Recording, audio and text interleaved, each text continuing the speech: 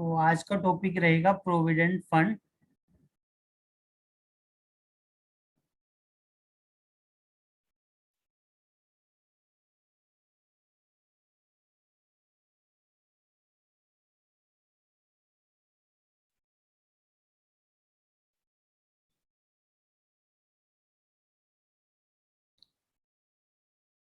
Types of provident fund. Provident fund को हिंदी में बोलते हैं भविष्य निधि। भविष्य निधि जो पैसा हम फ्यूचर के लिए सेव करते हैं।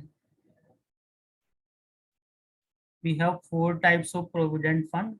First is statutory provident fund, जिसको हम बोलते हैं GPF, general provident fund, maintained by the government or semi-government organization, local authorities, railways, universities and education institute। Basically जो गवर्नमेंट और semi government organisation PF deal करती है उसको बोलते हैं GPF. Second is recognise provident fund और employ provident fund, जिसको हमें पढ़ना है डिटेल में EPF. any establishment which is recognized by the Commissioner of Income Tax as recognized provident fund।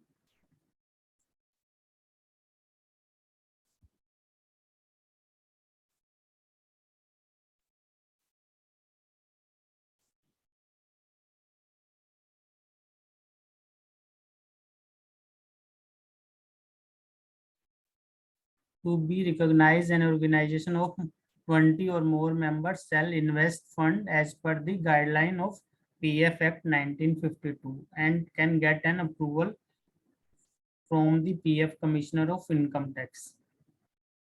Basically, recognized provident fund कौन रिकॉग्नाइज करता है? Commissioner of income tax. तो इसको ही बेसिकली हमें रीड करना है डिटेल में। तो प्राइवेट कंपनीज के लिए यही वाला अप्लाई होता है। Unrecognise this the provident fund that is not recognised by commissioner of income tax is known as an unrecognised provident fund. Basically ये fund commissioner of income tax द्वारा रिकॉग्नाइज नहीं होता है। इसमें बेसिकली पहले ये ज़्यादा यूज होता था, पहले जब हमारा ट्रांसपेरेंसी सिस्टम प्रॉपर नहीं था, प्रोविडेंट फंड में प्रॉपर ट्रांसपेरेंसी सिस्टम नहीं था, तो अनरिकॉग्नाइज बहुत सारी कंपनीज अनरिकॉग्नाइज प्रोविडेंट फंड के लिए अप्लाई करती थी। बट आजकल प्रोविडेंट फंड हमारा ट्रांसपेरेंट है, तो बहुत कम कंपनीज इसको यूज करती हैं अनरिकॉग्नाइज प्रोविडेंट फंड को।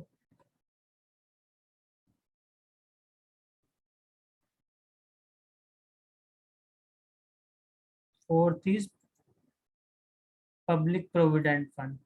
The central government has established the public provident fund where any member, either salaried employee or a business employed person, shall participate by opening a PF account at the State Bank of India or other nationalized bank।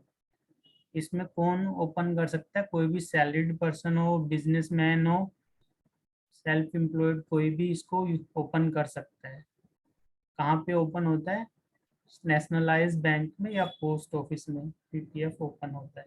Any amount subject to a minimum of 500 and maximum of 1,50,000 per annum may be deposited under this PF account, on which is certain sum of interest is credited every year, which could be repayable after 15 years। जो हम बाद में 15 years के बाद अपना पैसा निकलवा सकते हैं।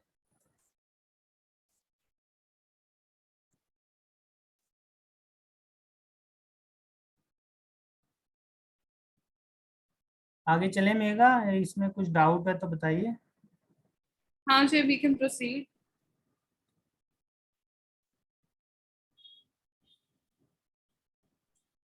मेन जो ये प्रोविडेंट फंड एक्ट है, इसको आप बोलते हैं the employ provident fund and miscellaneous provident act 1952। Initially जब ये स्टार्ट हुआ था तो the employ provident fund act 1952 बोलते थे। ये स्टार्ट हुआ था 1 नवंबर 1952 को। मेन मोटिव था सेविंग, क्योंकि जो लेबर क्लास रहती है वो अपना पैसा सेव नहीं करते हैं, जिसकी सैलरी कम रहती है, कम पढ़े लिखे हैं, तो वो पैसा अपना सेव नहीं करते थे। तो मेन इसका मोटिव था, सेविंग पॉइंट ऑफ व्यू से स्टार्ट किया गया था, ताकि एम्प्लॉय का कुछ पैसा पर मंथ सेव होता रहे, जो उसकी इमरजेंसी में, फ्यूचर में उसको काम आए। कहाँ पर एप्लीकेबल होता है? मोर देन 20 एम्प्लॉयज के ऊपर एप्लीकेबल होता है। 30 days of PF employ registration, 30 दिन के अंदर हमारे रजिस्ट्रेशन करवाना होता है 20 एम्प्लॉय से ज़्यादा होने पर।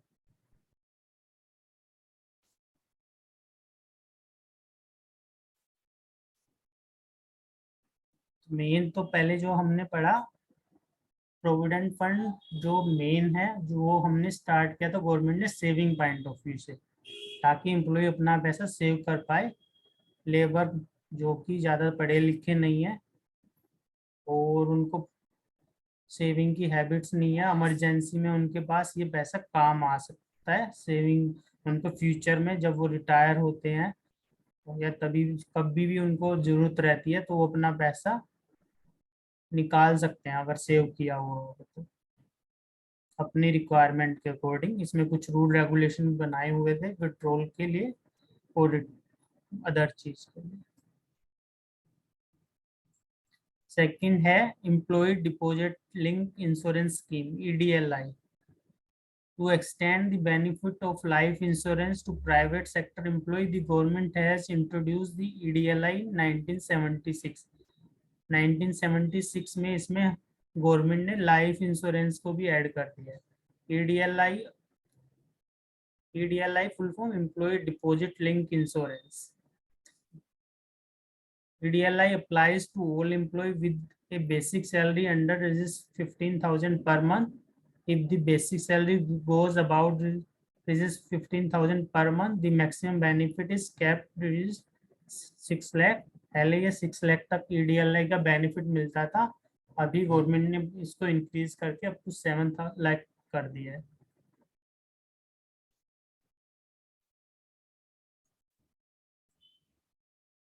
थर्ड है इसमें एम्प्लॉय पेंशन स्कीम, जिसको बोलते हैं EPS, जो 1995 में गवर्नमेंट ने ऐड किया। तो इसका क्या बेनिफिट है?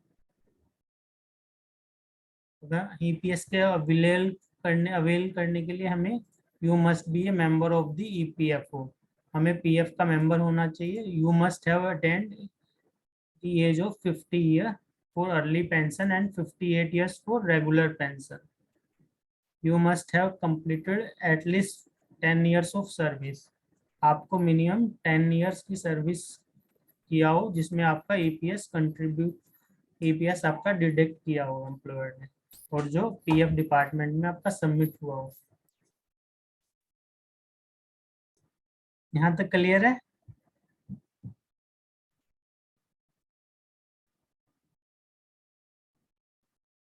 Yes, Ajay. ठीक है। Exempted organisation from pension, EPS में कौन कौन सी ऑर्गेनाइजेशन को एग्जेम्प्ट किया गया है? In case all employees are IW मतलब international worker.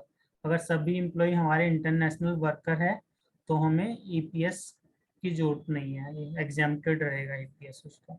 In case all employees age is more than 58 years, अगर एम्प्लॉयज की एज मोर देन 58 ईयर्स रहेगी तो भी एग्जेम्प्टेड है EPS। In case all workers are female and export industry and no one was part of pension previously, अगर सभी female worker है, export industry है और पहले से किसी को पेंशन नहीं मिल रही है, कोई उसका पार्ट नहीं रहा है EPS का, तो उन कंपनीज के लिए EPS को एग्जेम्प्ट किया गया है।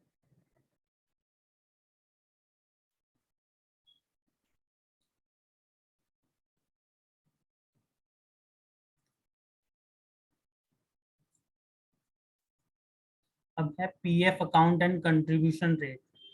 PF account and contribution rate, जो कि जो हमें एवरी मंथ PF चालान सबमिट करना होता है, PF कंट्रीब्यूशन सबमिट करना होता है, जो कि लास्ट डेट रहती है 15। नेक्स्ट जो भी, जैसे अभी मार्च चल रहा है तो फेब कम 15 मार्च तक हमें सबमिट करना रहता है।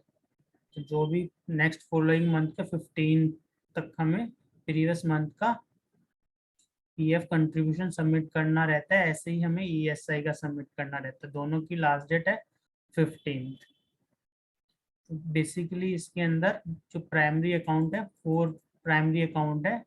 अकाउंट 1 जो हमारा सेविंग पॉइंट ऑफ व्यू से मैंने बताया, प्रोविडेंट फंड जो इनिशियली स्टार्ट किया था ईपीएफ, इसमें एम्प्लॉय का 12% चला जाता है कंट्रीब्यूशन में। एम्प्लॉय का जो भी शेयर रहता है वो खाली पूरा का पूरा सेविंग वाले अकाउंट में जाता है, जिसको बोलते हैं अकाउंट 1। तो एम्प्लॉय वाले में तो कुछ है नहीं, सीधा सीधा वो पूरा सेविंग में ही जाता है। एम्प्लॉय का सारा कंट्रीब्यूशन अकाउंट 1 में जाता है, जो कि सेविंग वाला हमारा अकाउंट। अगर कोई एम्प्लॉय उसके अलावा कुछ एडिशनल डिडक्शन करवाना चाहता है तो भी वो वॉलंटरी पीएफ में अपना कर सकता है।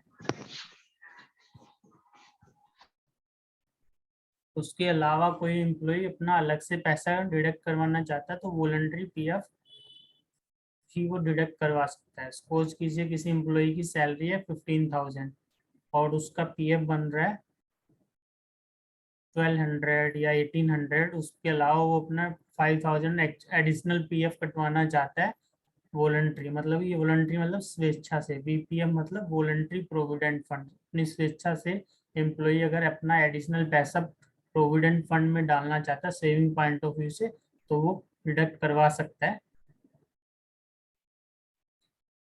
एम्प्लॉय का कंट्रीब्यूशन तो ये अकाउंट फर्स्ट में ही जाएगा 12% और वॉलंटरी पीएफ। नेक्स्ट है एम्प्लॉयर कंट्रीब्यूशन। एम्प्लॉयर कंट्रीब्यूशन को डिफरेंट डिफरेंट कैटेगरीज में बांटा गया है, डिफरेंट डिफरेंट अकाउंट में डिस्ट्रीब्यूट किया गया है। पहला है इसमें अकाउंट 1 जो कि सेविंग के पॉइंट ऑफ व्यू से, जिसमें अकाउंट में एम्प्लॉय का पैसा जाता है, जो कि एम्प्लॉय का तो जाता है 12%, एम्प्लॉयर का उसमें जाता है 3.67%। जो अकाउंट 1 में टोटल मिला के हो जाता है 12% एम्प्लॉय का प्लस एम्प्लॉयर का 3.67, टोटल मिला के हो गया 15.67%। और सेविंग में जो अकाउंट 1 है वो हमारा सेविंग पॉइंट ऑफ व्यू से बना है, तो इसी अकाउंट पर हमें इंटरेस्ट भी देती है गवर्नमेंट। पहले ये 8.5 था, अभी गवर्नमेंट ने 8.1 किया है इसको। ये चेंज होता रहता है इंटरेस्ट रेट। तो अकाउंट 1 पर ही हमें इंटरेस्ट मिलता है। सेकंड अकाउंट है अकाउंट 10 जो पेंशन के लिए है, जो मैं हमने पढ़ा एम्प्लॉय पेंशन स्कीम जो, ठीक है। तो एम्प्लॉय पेंशन स्कीम में एम्प्लॉयर का जो 8.33% एम्प्लॉयर का अकाउंट 10 में कंट्रीब्यूशन जाता है, ठीक है। इसका टोटल मिला के ऐसे एम्प्लॉयर का 12% हो जाता है। अकाउंट 1 में 3.67 जो कि सेविंग पॉइंट ऑफ व्यू से है, अकाउंट 10 में 8.33% जो कि पेंशन पॉइंट ऑफ व्यू से है। अकाउंट 10 में एम्प्लॉय का, अगर किसी एम्प्लॉय की एज 58 ईयर्स हो जाती है तो वो उसके बाद कंट्रीब्यूशन नहीं रहा होता है, ठीक है। और अकाउंट 10 का पैसा हम अगर हमें विड्रॉल करना है तो उसके लिए हमारी मिनिमम सर्विस 6 मंथ होनी चाहिए और मैक्सिमम हम 9 ईयर 6 मंथ तक विड्रॉ कर सकते हैं। अगर मेरा ईपीएस कंट्रीब्यूशन 9 ईयर 7 मंथ हो जाता है तो उसके बाद मैं अपना ईपीएस का पैसा, अकाउंट 10 का पैसा विड्रॉल नहीं कर सकता, उसके बदले में मुझे पेंशन मिलेगी। तो अकाउंट 10 में हम 6 मंथ से लेकर 9 ईयर 6 मंथ तक ही अपना पैसा विड्रॉ कर सकते हैं, और 9 ईयर 6 मंथ से ज़्यादा होने पर हम विड्रॉ नहीं कर पाएंगे, या बिलो 6 मंथ कंट्रीब्यूशन रहेगा तो भी हम विड्रॉ नहीं कर पाएंगे। अकाउंट 2 एडमिन चार्ज, जिसमें एम्प्लॉयर का 0.5% कंट्रीब्यूशन रहता है मिनिमम। इसमें टोटल मिला के एम्प्लॉयर को 500 रुपीज मिनिमम सबमिट करना रहता है कंट्रीब्यूशन।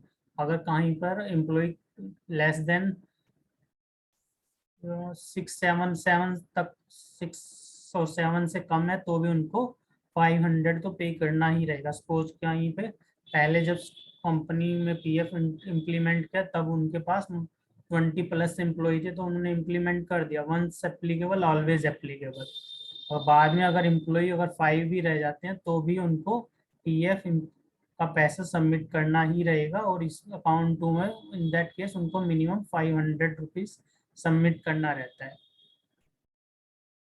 अकाउंट 21 जो बेसिकली इंश्योरेंस के लिए है, लाइफ इंश्योरेंस, उसमें भी एम्प्लॉयर का 0.5% कंट्रीब्यूशन रहता है।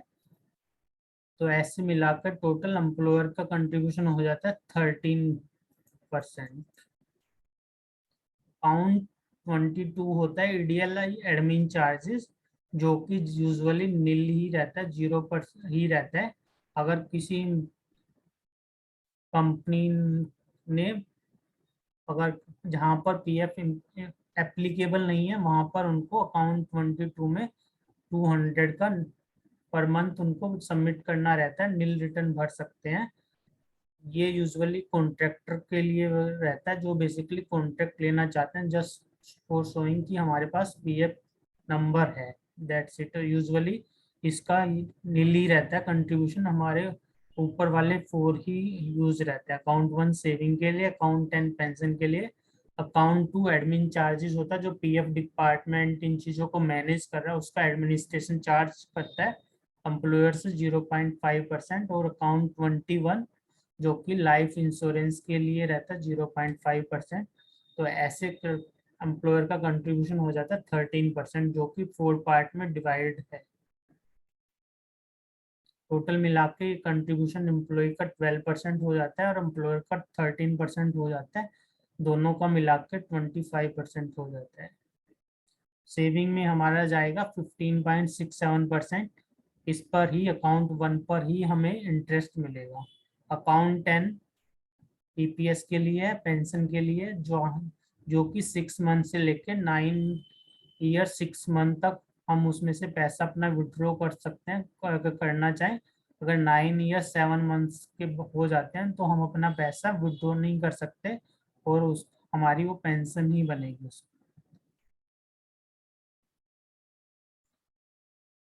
इसमें कोई एक बार चेक करके बताइए, कोई डाउट है तो, अदरवाइज फिर आगे चलते हैं।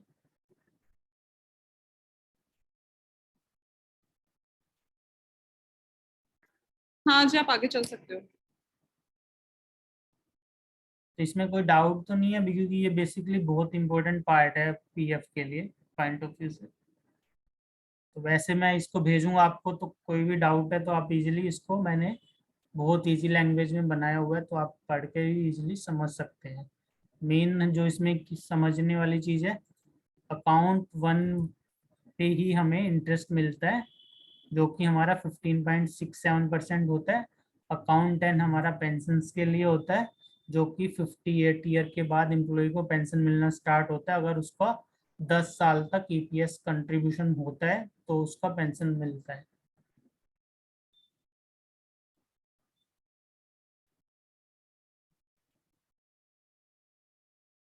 इसी चीज को हमने दूसरे टेबल से समझा अकाउंट के हिसाब वाइज। अकाउंट 1 में 12% एम्प्लॉय का कंट्रीब्यूशन होता है, कोई एम्प्लॉय वॉलंटरी पीएफ सबमिट करता है तो वो भी अकाउंट 1 में चला जाता है, और अकाउंट 1 में एम्प्लॉयर का 3.67% कंट्रीब्यूशन होता है, टोटल मिला के 15.67 कंट्रीब्यूशन अकाउंट 1 में रहता है। अकाउंट 2 में 0.5% जो कि एम्प्लॉयर की साइड से सबमिट होता है, मिनिमम लिमिट इसकी 500 है। अकाउंट 10 पेंशन के लिए 8.33% एम्प्लॉयर की तरफ से कंट्रीब्यूशन होता है। आफ्टर 58 और कंप्लीटिंग 10 इयर्स पेंशन फंड में हम इसका बेनिफिट ले सकते हैं। अकाउंट 21 ईडीएलआई चार्जेस जो कि लाइफ इंश्योरेंस के लिए है, पहले इसकी लिमिट 6 लाख थी, अब बढ़ाकर 7 लाख तक हम इसको मिल सकता है। इसमें लाइफ इंश्योरेंस अगर किसी एम्प्लॉय की डेथ हो जाती है तो इसका हम बेनिफिट ले सकते हैं। Account 22 as I told you कि बेसिकली ये कॉन्ट्रैक्टर जहाँ पर पीएफ एप्लीकेबल नहीं रहता फिर भी कुछ कंपनियां पीएफ नंबर लेती है तो वहाँ पर ये अकाउंट 22 में हमें नील रिटर्न मतलब कि 200 रुपीज़ पर मंथ हमें सबमिट करना रहता है। यूजुअली अकाउंट 22 बहुत कम कंपनीज यूज करती है। तो ऊपर वाला काउंट 1, 2, 10 और 21 ही हमें यूजुअली यूज में रहता है। तो ये पीएफ चालान इस टाइप से हम अपना पूरा फिल करते हैं, इनको पार्ट्स में हम यूज लेते हैं।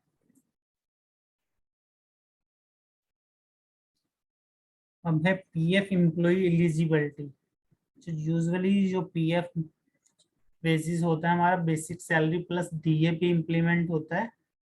पीएफ बेसिस जो हमारा basic salary plus DA, DA मतलब डियरनेस अलाउंस, हिंदी में बोलते हैं महंगाई भत्ता। तो उस पे हम पीएफ का अपना कैलकुलेशन करते हैं। एज आई टोल्ड यू कि 12% एम्प्लॉय का कंट्रीब्यूशन रहता है और 12% ही एम्प्लॉयर का कंट्रीब्यूशन रहता है। इसमें बेसिकली 4 ऑप्शन बनते हैं हमारे। पहला ऑप्शन है कि एम्प्लॉइज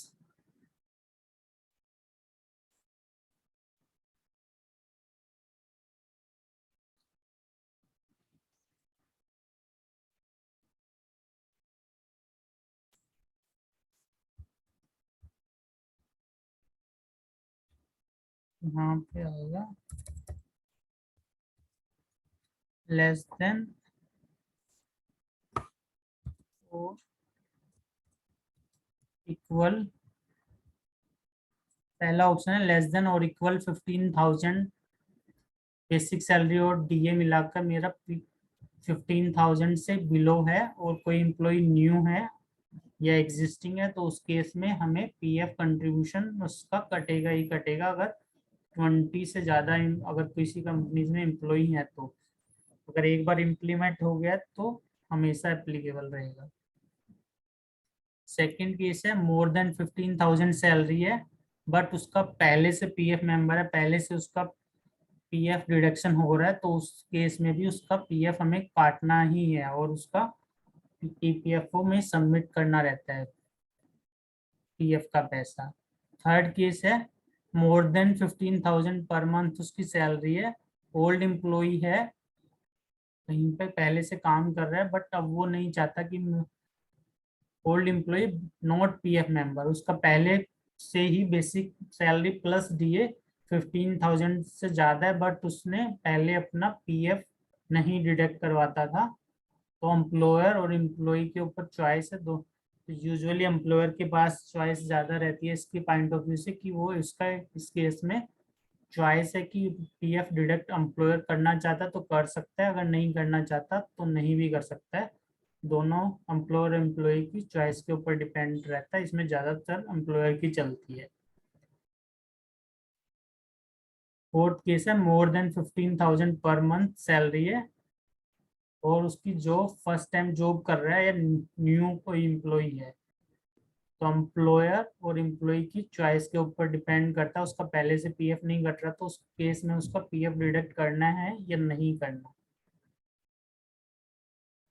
तो अगर यहाँ से क्या समझ में आया, अगर किसी की salary PF basic salary plus DA मिलाकर अगर दोनों 15,000 या उससे नीचे है तो उस केस में अगर पीएफ एप्लीकेबल होगा तो हमें पीएफ डिडक्ट करना ही करना है। दूसरा केस है कोई पहले से पीएफ का मेंबर है, पहले से उसका पीएफ कटता आ रहा है, अगर कोई न्यू कंपनी में जाता है तो वहां पर भी उसका पीएफ कटेगा ही कटेगा अगर पीएफ एप्लीकेबल है तो।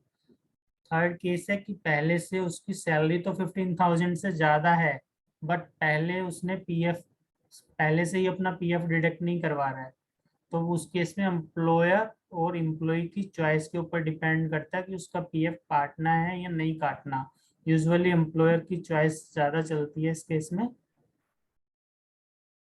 तो फोर्थ ऑप्शन है कि एम्प्लॉय नया ज्वाइन किया है, फर्स्ट टाइम ज्वाइन किया है या न्यू एम्प्लॉय ज्वाइन किया है, उसका पहले पीएफ नहीं कटता था बट उसकी बेसिक सैलरी प्लस डीए 15,000 से ऊपर है, तो उसका भी एम्प्लॉयर और एम्प्लॉय की चॉइस के ऊपर डिपेंड करता है कि उसका पीएफ डिडक्ट करना है या नहीं करना। इसमें भी ज़्यादातर एम्प्लॉयर का ही चॉइस ज़्यादा रहता है।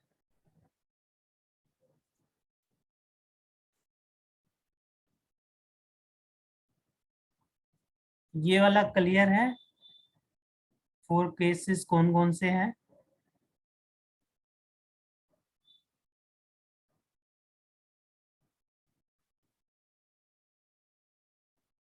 एक बार रिप्लाई कीजिए ये वाला केस, 4 केसेस क्या समझ में, या रिपीट करूं मैं?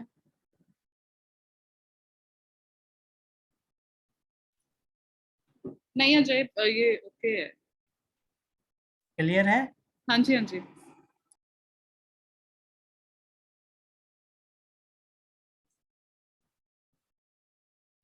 यूजुअली ये 4 केस हमने पढ़े, बट सुप्रीम कोर्ट ने केस में 28 फ़रवरी 2019 में एक फैसला दिया है कि PF wages instead of basic salary और डीए के ऊपर ना डिडक्ट करके हमें ग्रोस सैलरी माइनस एचआरए पे डिडक्ट करना चाहिए या फिर ग्रोस फिक्स सैलरी पे डिडक्ट करना चाहिए। तो हमें रिकमेंडेड यही रहता है कि gross fix salary minus HRA या ग्रोस फिक्स सैलरी पर डिडक्ट पीएफ करना चाहिए। क्यों? क्योंकि उसका यूजुअली एम्प्लॉयर बेसिक सैलरी काफ़ी लो रखता है, इसलिए सुप्रीम कोर्ट ने ये ऑर्डर दिया है 28 फ़रवरी 2019 को कि PF wages gross fix salary minus HRA या मैक्सिमम 15,000 जो भी हो उस पर डिडक्ट कीजिए। पीएफ में सीलिंग रहती है हमारी 15,000, 15,000 तक हमें पीएफ डिडक्ट करना जरूरी है, उसके बाद ऑप्शनल हो जाता है। तो इसका एक केस देखते हैं कैसे डिफरेंस आता है।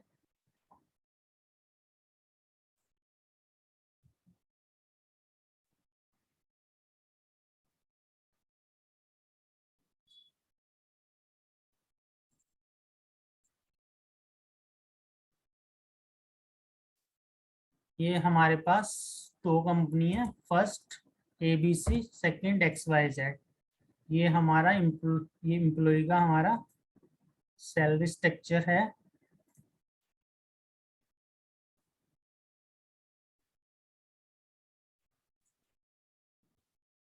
एबीसी कंपनी किसी, जहाँ पर उन्होंने बेसिक सैलरी रखा है 10,000, एचआरए रखा है 3,000, स्पेशल अलाउंस रखा है 8,150 रुपीज, जो कि ग्रोस सैलरी एम्प्लॉय की बनती है 23,650 रुपीज।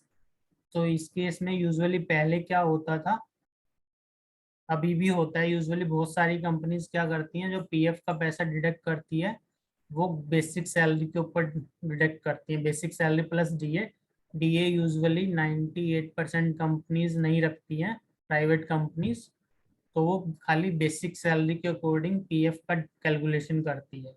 इस केस में एम्प्लॉय की salary gross fix salary 23,650 rupees, but employer जो पीएफ का पैसा डिडक्ट करेगा वो 10,000 के ऊपर कर रहा है, क्योंकि 10,000 उन्होंने बेसिक सैलरी रखा हुआ है।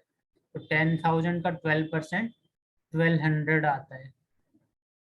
ईएसआई इसका डिडक्ट होगा नहीं, मंथली सीटीसी और बाकी जो भी कंपोनेंट है वो इस टाइप से रह सकते हैं। तो यहाँ पे बेसिकली हमें देखना क्या है,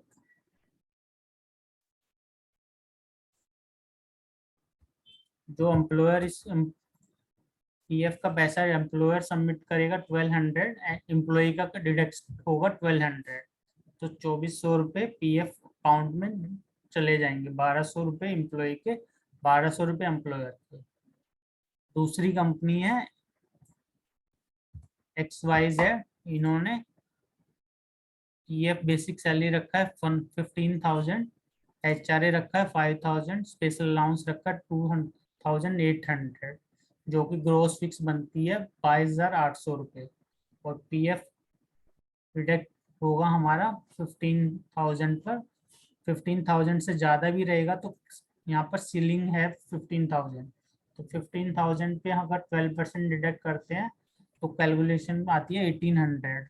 अगर यहाँ पे हम ज़्यादा भी रखेंगे तो हमें 15,000 के अकॉर्डिंग ही कैलकुलेशन करना है, क्योंकि पीएफ की सीलिंग है 15,000। इन दोनों केस में अगर कंपनी के पास एक बहुत ज़्यादा एम्प्लॉई है, सपोज कीजिए 10,000 एम्प्लॉई हैं दोनों ही कंपनीज में, इस सैलरी ब्रैकेट में, इस सैलरी के अकॉर्डिंग रेंज में, तो पर मंथ जो एबीसी कंपनीज का कंट्रीब्यूशन रहेगा वो 1,200 मल्टीप्लाई 10,000। और सेम XYZ कंपनी का कंट्रीब्यूशन रहेगा 1800 मल्टीप्लाई 10,000।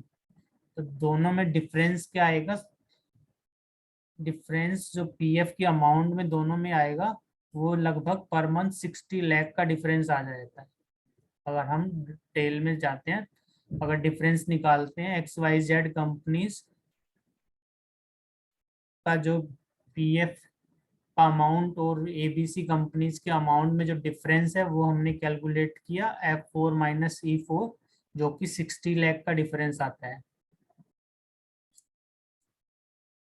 मेन जो हमारा मोटिव था कि एम्प्लॉयर पीए बेसिक सैलरी को कम क्यों रखता है, ताकि उसको पीएफ में कम पैसा डिडक्ट करके जमा करना रहता है।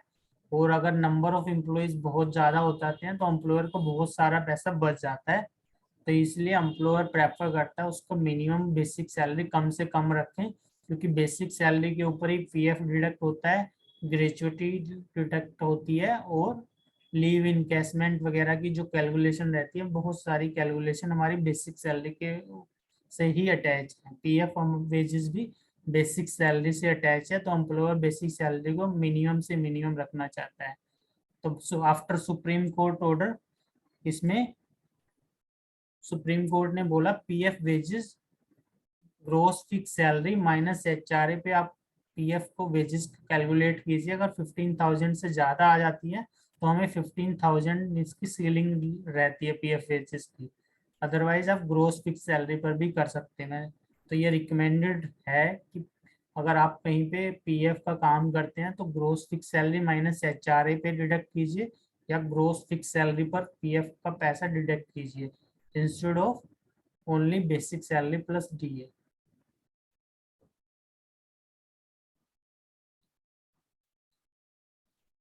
ये वाली चीज क्लियर है? बेसिकली हम क्या शो करना चाहते थे, क्योंकि अगर पर मंथ सपोज कीजिए एम्प्लॉयर यहाँ पर 60 लाख का डिफरेंस आ रहा है एबीसी कंपनी और XYZ के पीएफ के अमाउंट में कंट्रीब्यूशन के में।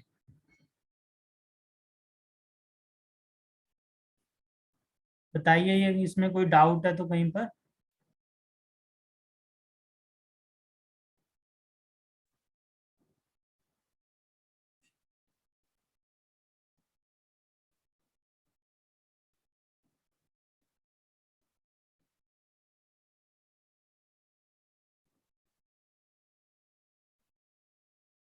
Mega, Rahul, Nikhil. No, Ajay, it's clear.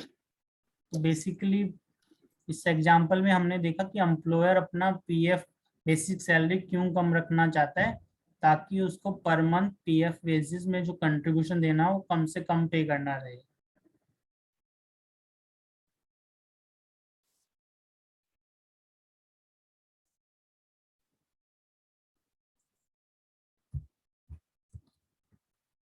कि रियलमी किसके नाम, रियलमी के नाम से किसने ज्वाइन किया है?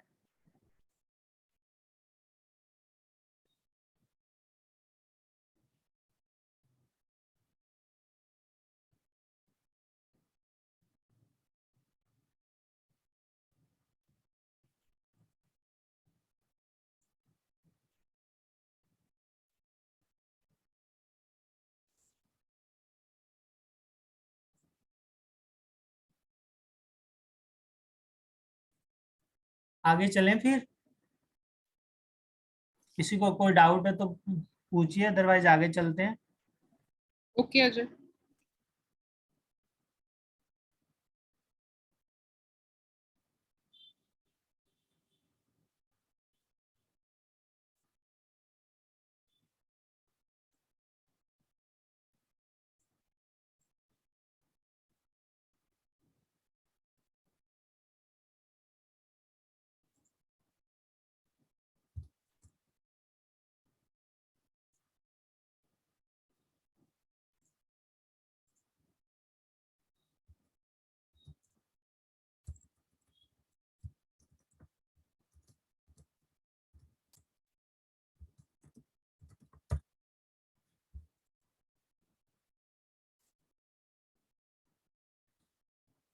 अभी आज हम देखते हैं इंडेक्स प्लस मैच। पहले एक बार रिवीज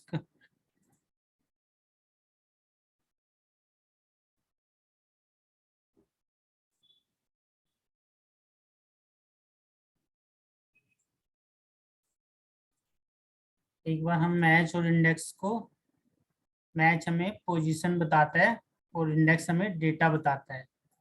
मैच मेरे को पोजीशन बताएगा कि मेरा पोजीशन कौन सा है, फर्स्ट सेकंड थर्ड नंबर में। इंडेक्स मुझको डेटा बताता है। तो एक बार क्विक रिवीजन कर लेते हैं, उसके बाद हम दोनों को एक साथ इम्प्लीमेंट करके देखते हैं।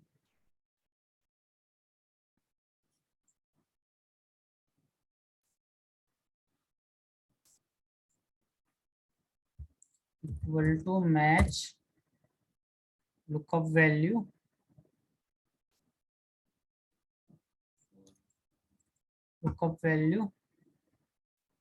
C5 जो कि मंडे है,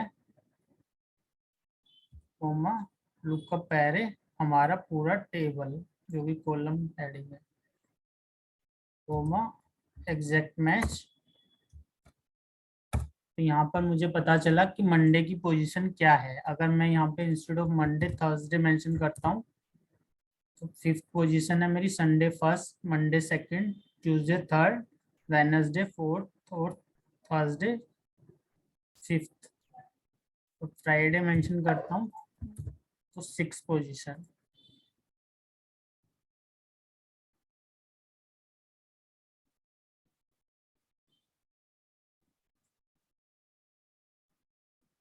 I hope my voice is clear. एक बार कंफर्म कीजिए। Yes, Ajay.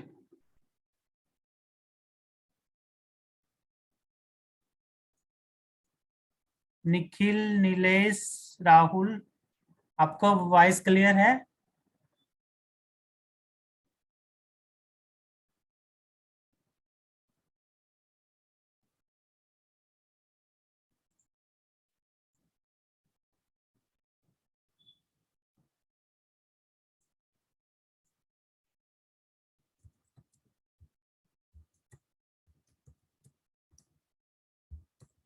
Yes, sir. Voice is clear.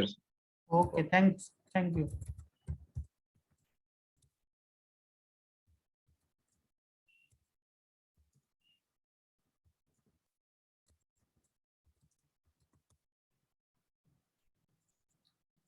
Basically यहाँ पर मैंने चेक किया कि मैच मुझे पोजीशन बता रहा है फ्राइडे की क्या पोजीशन है, 6 है।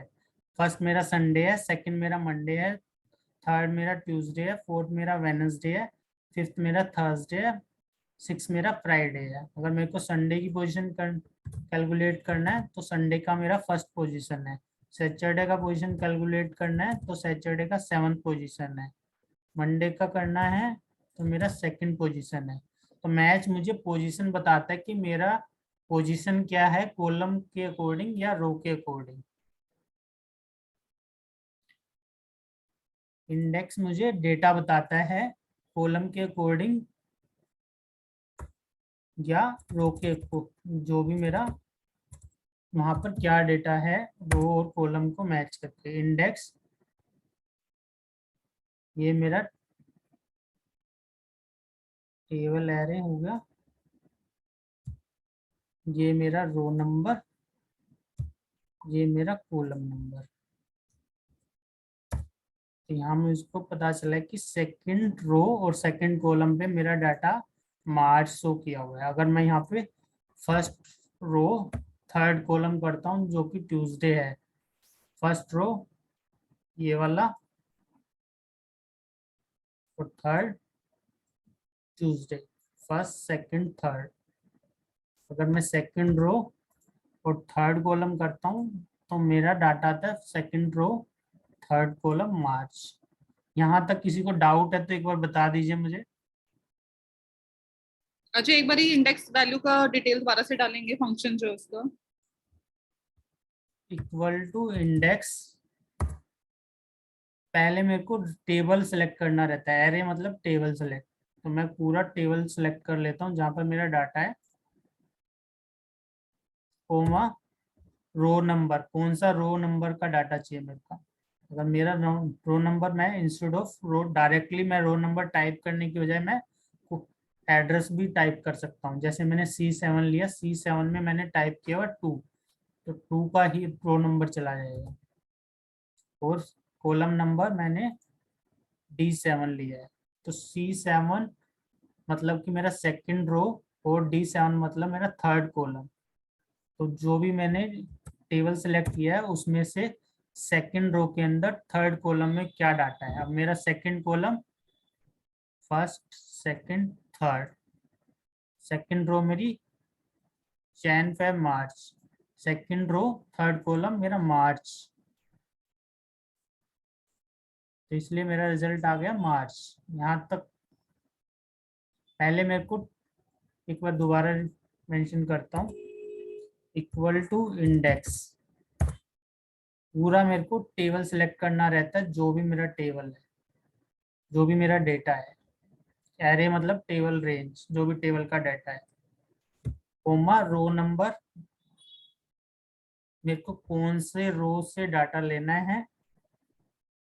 अजय, ये रो नंबर जो आपने C7 सिलेक्ट करा है, इसकी जगह मैन्युअली 2 भी डाल सकते हैं, बिकॉज हाँ जो रो जी, आ रही है हमारी हम सेकंड आ रही है। जैसे अभी मैंने 2 डाला और हम्म। मैंने कॉलम नंबर 3 डाला, हाँ। Bracket close enter. अच्छा, तो भी आ जाएगा ये। हाँ जी, ठीक है। ओके। बेसिकली हम इंस्टेड ऑफ 2 3 हम किस लिए डाल रहे हैं, सेल एड्रेस डाल रहे हैं, ताकि मेरा सेल में अगर मैं कोई चेंज भी करूंगा तो ऑटोमेटिकली उसके अकॉर्डिंग चलेगा। अब मैंने टू ओके। थ्री डाला है तो मेरे को मैनुअली बार बार चेंज करना रहेगा। अच्छा अच्छा अच्छा, ओके। इंस्टेड ऑफ अभी 2 से और 3 में यहाँ पर मेंशन कर देता हूँ C7 कोमा D7। इसका बेनिफिट क्या है, अगर मैंने 2 3 डाला है तो मेरे को बार बार वहां पर ही चेंज करना पड़ेगा फॉर्मूला के अंदर जाकर, बट यहाँ पे मैं मैनुअली चेंज भी कर सकता हूँ 1 1। तो first row first column Sunday, first row second column Monday, first row third column Tuesday, first row fourth column Wednesday, first row fifth column Thursday, first row six column Friday. तो इसमें जैसे आप days डाल रहे हो और नीचे वो मंथ्स लिखे हुए हैं, तो उसके लिए फिर हमें क्या वैल्यू डालना पड़ेगा, like third column, sorry third row, है ना? नहीं, फर्स्ट मेरा संडे मंडे है, सेकंड मेरा जैन फेब है, 2 ही रो है ना अभी यहाँ पर। नहीं नहीं, मैं ये कह रही हूँ, जैसे अभी तो आप इसमें संडे मतलब लाइक डेज डाल रहे हो जो एंट्री कर रहे हो। हाँ ठीक है, जी, अगर मान लो मुझे मंथ्स चाहिए, तो उसके लिए फिर एंट्री क्या डलेगी, वही थर्ड सेकंड रो हो कॉलम, जाएगी ना थर्ड। मेरा, सेकंड रो, सेकंड ठीक रो है। कॉलम चेंज हो जाएगा ना। सेकंड रो की डिटेल चाहिए तो हाँ मैं ठीक है, सेकंड रो डालूंगा, ठीक है, ठीक फर्स्ट है, रो की ठीक है, डिटेल चाहिए तो मैं फर्स्ट रो की ठीक है, डालूंगा। ठीक है, ठीक है, ठीक अब है। सेकंड रो में मेरे को फर्स्ट कॉलम की डिटेल चाहिए तो जनवरी, सेकंड कॉलम में मेरे को सेकंड कॉलम की डिटेल चाहिए तो फेब, सेकंड ठीक है। Column row third column March. Okay okay. तो अब यहाँ पर मैंने क्या किया, इंस्टेड ऑफ मेंशन मैं डायरेक्ट अगर 2 3 करता हूँ तो मेरे को बार बार चेंज करना रहता है, इसलिए मैंने उस सेल का एड्रेस मेंशन किया है। ओके।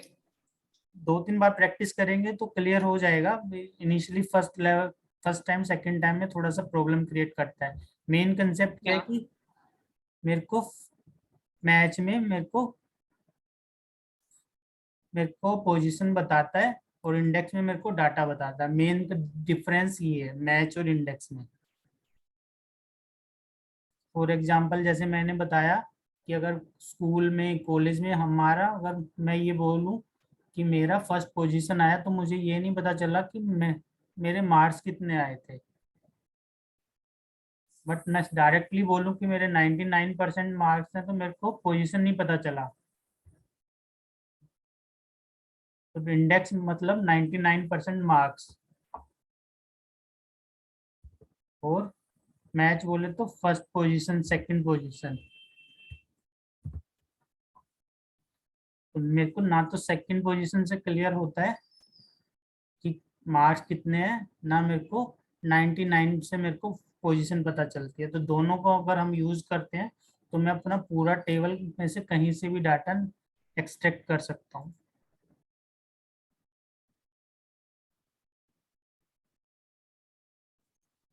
तो अभी देखते हैं हम दोनों को कैसे यूज करना है एक बार प्रैक्टिस के साथ। सेम एग्जांपल लिया है हमने, इक्वल टू इंडेक्स। अब मेरे को कुछ नहीं करना, पहले है एरे, एरे मतलब टेबल जो भी मेरी है पूरा सिलेक्ट करना है। तो मैंने यहाँ से लेके मैंने किया शिफ्ट के साथ राइट एरो के साथ एंड प्रेस और डाउन, तो मेरा पूरा टेबल सिलेक्ट हो गया। ये मेरा कॉमन रहेगा तो मैंने F4 से लॉक कर दिया है। कोमा, अब मेरे को रो नंबर टाइप करना है और कॉलम नंबर टाइप करना है, तो मैं पहले मैनुअली ही टाइप कर लेता हूँ। सपोज कीजिए थर्ड रो और थर्ड कॉलम, जो कि आपके नाम आया मेरा Puneet. Third row 1 2 3, third column 1 2 3, जहां से मैंने सिलेक्ट किया है, तो माई आंसर इज पुनीत। तो यहाँ तक किसी को कोई डाउट है तो बताइए।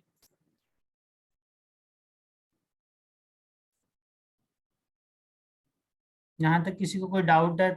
थर्ड रो थर्ड कॉलम एक बार कंफर्म कीजिए।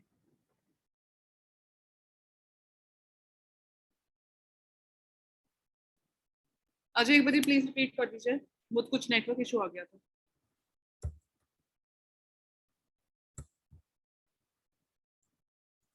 इक्वल टू इंडेक्स, हम शो कर रहा है एरे। एरे मतलब मेरा पूरा टेबल।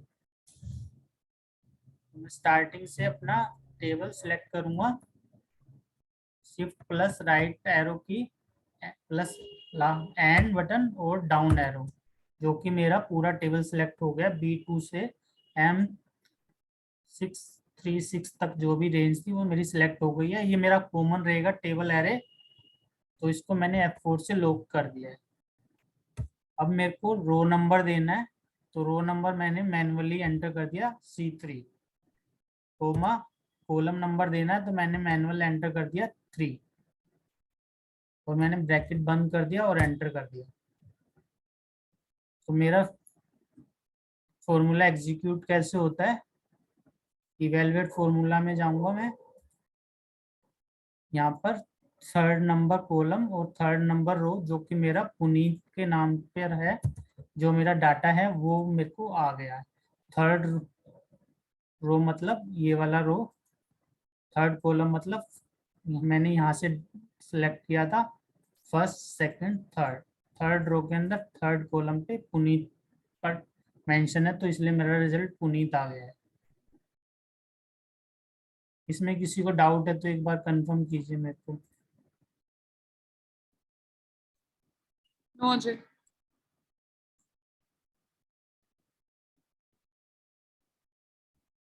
क्लियर है?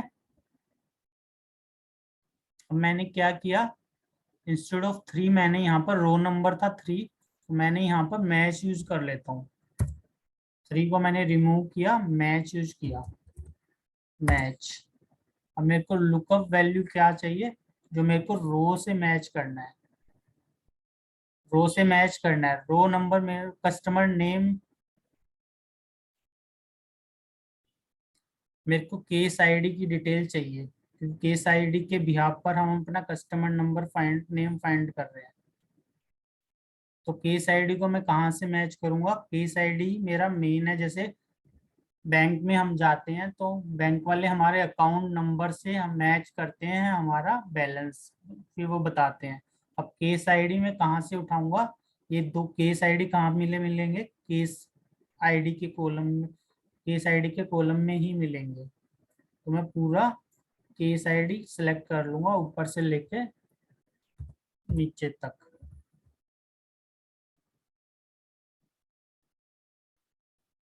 सॉरी, एक मिनट दोबारा से बताते हैं, स्टार्टिंग से मेंशन करते हैं।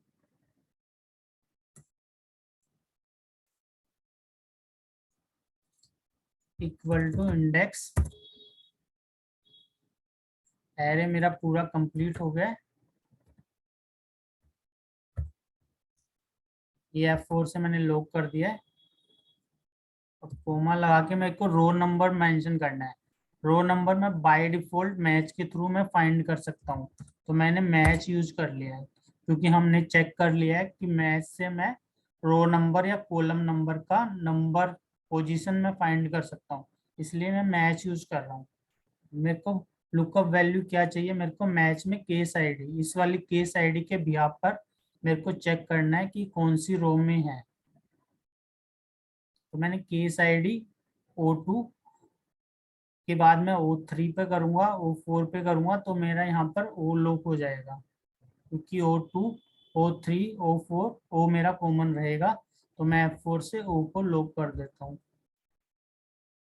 लुकअप एरे क्या हो जाएगा, अगर मेरे को केस आईडी मैच करने, केस आईडी के मेरे को रो नंबर फाइंड करना है, तो मैं पूरा केस आईडी को ही सिलेक्ट कर लूंगा, क्योंकि केस आईडी कहाँ पे मिलेगी, केस आईडी के रो में ही मिलेगी केस आईडी। तो मैं पूरा केस आईडी का पूरा डिटेल को मैं सिलेक्ट कर लेता हूँ और F4 से लॉक कर देता हूँ। केस आईडी मत कहाँ, फॉर एग्जांपल जैसे मेरे को बुक फाइंड करनी है कहाँ पर है, तो बुक मेरे बुक सेल्फ पर है, तो मैं पूरा बुक सेल्फ को ही सिलेक्ट कर लेता हूँ।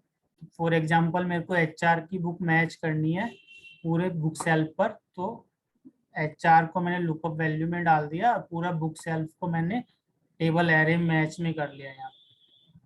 क्यों, क्योंकि बुक कहाँ पर मिलेगी, बुक सेल्फ पर ही मिलेगी।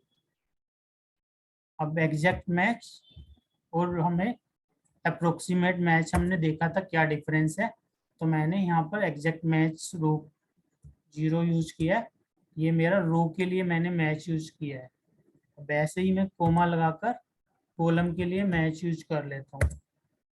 मेरे को कॉलम के लिए मैच में कहाँ से मिलाना है, कस्टमर नेम से मिलाना है, तो मैं यहाँ पर कस्टमर नेम को सिलेक्ट करूंगा, P1 है जो कि नेक्स्ट टाइम मेरा Q1 हो जाएगा, नेक्स्ट टाइम R1 हो जाएगा, फिर S1 हो जाएगा। तो वहां पर 111 कॉमन है, तो 1 को मैं लॉक कर लेता हूँ F4 से, coma.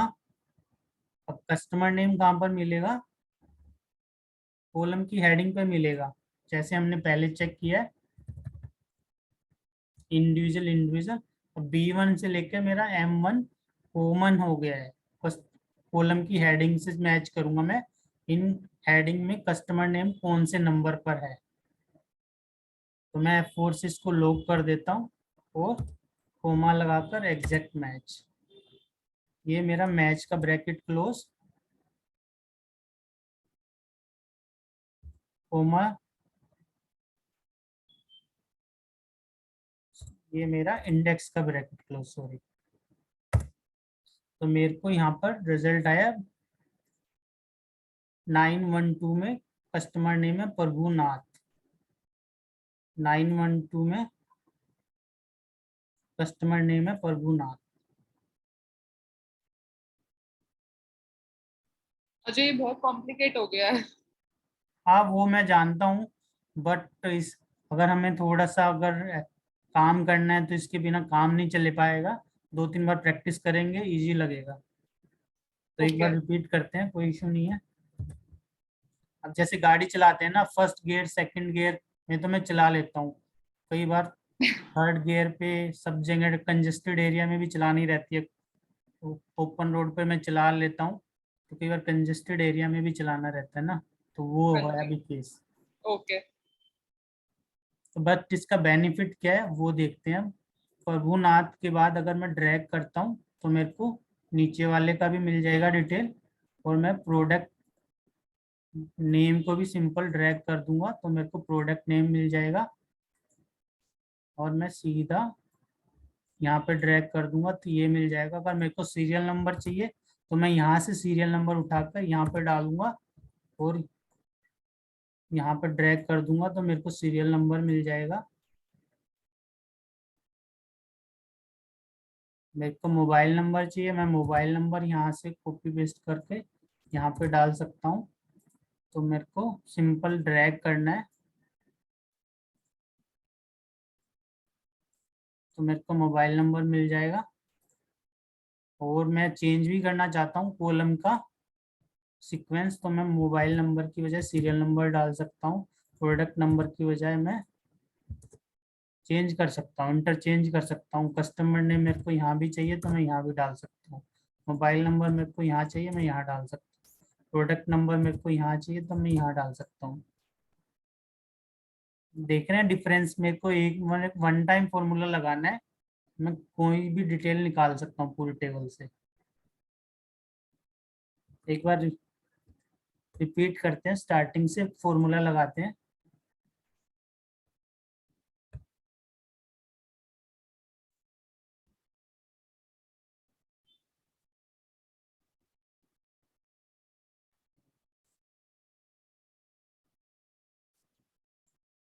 Equal to index, equal to index में मेरे को एरे सेलेक्ट करना है। एरे मतलब पूरा टेबल, जो मैंने स्टार्टिंग से लेकर शिफ्ट प्लस राइट एरो से मैंने लास्ट तक गया, मैं एंड की से प्रेस किया डाउन एरो, जो मेरा पूरा टेबल सेलेक्ट हो जाता है।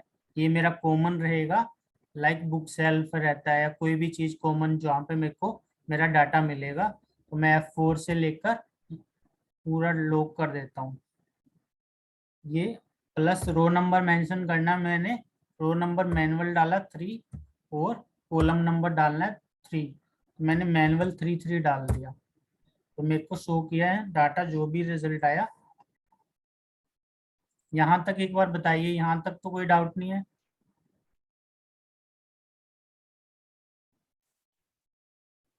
अजय, इसमें जो हमने 3 और 3 डाला है वो टेबल के अंदर कॉलम और जो रो है वो 3 आ रही है। बेसिकली देखिए हमारा इंडेक्स का फंक्शन क्या बोल रहा है, पहले मेरे को एरे डालना है, हाँ, मेरे को रो नंबर डालना है, फिर मेरे को कॉलम नंबर डालना है। तो ये जो रो है और कॉलम है ये केस आई, ये कस्टमर पे देखना है कि ये किस रो में आ रहा है, किस नहीं कॉलम नहीं में नहीं, आ रहा मैंने मैनुअली डाल दिया वैसे रो नंबर 3 और कॉलम नंबर 3। है। अच्छा। अब मैंने करना क्या है, एरे तो मेरा कॉमन है, वो तो बड़ा सिंपल सा है। हाँ हाँ। अब मेरे को जो मैंने मैच में सीखा, मैंने मैच में क्या सीखा था कि मैं किसी का भी नंबर फाइंड कर सकता हूँ कि मैच में कौन सी चीज कौन से नंबर पर है, जो मैंने यहाँ पे सीखा था। जैसे संडे मंडे ट्यूसडे कौन से नंबर पर है, मैंने मैथ से फाइंड आउट किया था। दीपक शर्मा कौन से नंबर पर है, मैंने मैथ से फाइंड आउट किया था, यहाँ पर किया था ना, यहाँ पे हमने इंडिविजुअल मैथ से। यस अजय। तो सेम हमने अब क्या करना है, वो जो 3 मेरा यहाँ पर है वो रो नंबर के लिए है। देखो मैंने 3 पे क्लिक किया तो रो नंबर हाईलाइट हो गया है, तो मैंने रो की बजाय मैंने 3 मैंने रिमूव करके वहां पर मैच यूज कर लिया है। तो मैथ से मैं अपना मैनुअल निकालना नहीं चाहता, मैं बाय डिफॉल्ट मैथ से ही मेरे को निकाल के दे कि कौन सा रो नंबर है ये। मैच का फॉर्मूला लगाते ही वो मेरे से पूछता है लुकअप वैल्यू, किसके बिहाफ पर आपको मैच करना है। लुकअप वैल्यू मेरी ये केस आईडी है जो कि O2 है। तो हमने वी लुकअप प्लस मैच भी तो किया था ना, तो मैच यस। तो सेम ही के रहेगा। वी हाँ लुकअप हाँ। प्लस मैच से बहुत इजी है ये वाला, क्योंकि मैच तो मैं वी लुकअप प्लस मैच में भी कर रहा था, यहाँ पे इंडेक्स में तो मेरे को टेबल ही सिलेक्ट करना है पूरा। तो मैंने O2 किस लिए बिहाफ पे किया, मैं केस आईडी के बिहाफ पर चेक करना चाहता हूँ मेरा केस आईडी कौन से नंबर पर है ये। समझ पा रहे हैं? मैं केस आईडी का कॉलम नंबर जानना चाह रहा हूँ कि ये जो मेरा केस आईडी है वो कौन से रो में मेंशन है ये डिटेल। तो मैंने O2 सिलेक्ट किया जहाँ पर मेरा केस आईडी है, और इसके बाद मैं O3 का फाइंड करूंगा, उसके बाद O4 का करूंगा, तो मेरा इसमें O कॉमन हो जाता है, तो इसलिए मैं O को लॉक कर देता हूँ। उसके बाद लुकअप वैल्यू के बाद लुकअप एरे पूछता है कि केस आईडी कहाँ पर मैच करना है आपको। केस आईडी है तो केस आईडी में ही मिलेगा, तो मैं पूरा केस आईडी फर्स्ट रो से लेकर शिफ्ट प्रेस करता हूँ, सिलेक्ट करके एंड प्रेस करता हूँ, डाउन एरो कर देता हूँ, तो पूरा मेरा केस आईडी की पूरी डिटेल आ जाती है, जो मैं लुकअप वैल्यू O2 से लेकर मैच करवा दूंगा कि इस O2 मेरा जिस O2 की डिटेल जो मेरी कॉलम में है वो E2 से लेकर E636 में कहाँ पर है। अब मैं F4 से लॉक कर देता हूँ और कोमा लगा के एग्जैक्ट मैच कर देता हूँ। तो ये मेरा जो फर्स्ट वाला मैच है ये मेरा मैच हो गया रो के लिए। अब मैं फॉर एग्जांपल इसको डिलीट, अभी ऐसे कैसे यूज करके देखते हैं हम क्या रिजल्ट आता है मेरा।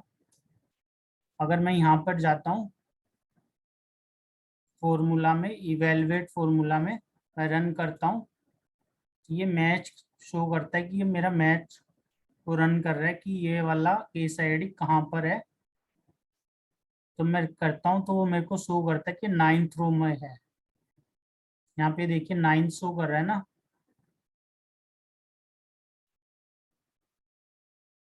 9 शो कर रहा है। ये मतलब कि मेरे को बता रहा है कि ये वाला केस आईडी आपका 9th रो में मेंशन है। Okay okay. तो बेसिकली हम अपने फंक्शन को इनिशियली फॉर्मूला इवेलुएट करके देख सकते हैं, थोड़ा सा इजी हो जाता है इनिशियली। एक बार प्रैक्टिस का जब मैं करूंगा धीरे धीरे, फिर मैं मैनुअली कर सकता हूँ विदाउट फॉर्मूला इवेलुएशन के। तो मेरे को शो कर रहा है कि ये जो आपका जो केस आईडी है 9th रो में मेंशन है। क्लोज करता हूँ मैं, और इसको अगर मैं फाइंड करूंगा तो केस आईडी मेरा यहाँ से 1 से स्टार्ट है, तो 9th रो में मेरा मेंशन है ये वाला केस आईडी, ये रहा। तो हमने कुछ नहीं किया, केस आईडी का रो नंबर फाइंड किया है। तो फर्स्ट मेरा ये था सीरियल नंबर 1 2 3, 9th में शो कर रहा है। ये मैंने फाइंड किया मेरा केस आईडी कौन से रो में मेंशन है। मैथ से मैंने फाइंड कर लिया है ऑटोमेटिकली मैच करके, जो कि मैं मैनुअल ना करना पड़े मुझे। तो यहाँ तक अगर बताइए कि मैंने मैच के थ्रू बस इसका नंबर फाइंड आउट किया। जैसे मैंने यहाँ पे मैच में दीपक शर्मा का भी तो फाइंड किया था ना कौन से नंबर पर है, या संडे मंडे भी तो फाइंड किया था ना कौन से नंबर पर है। सेम वे में मैंने यहाँ पर फाइंड किया ये केस आईडी कौन से नंबर पर है। तो इन शॉर्ट हम एक काम और भी कर सकते हैं, इसको हम हटा देते हैं। अगर मैं को ये वाला मेरा केस आईडी है, मैं सिंपल मैच यूज करता हूँ। पहले मैं सिंपल मैच यूज कर लेता हूँ। मैच लुकअप वैल्यू मेरे को ये वाले वैल्यू के बिहाफ पर फाइंड करना है। लुकअप एरे यहाँ पर मेरा स्टार्टिंग से लेकर एंड तक हो जाएगा।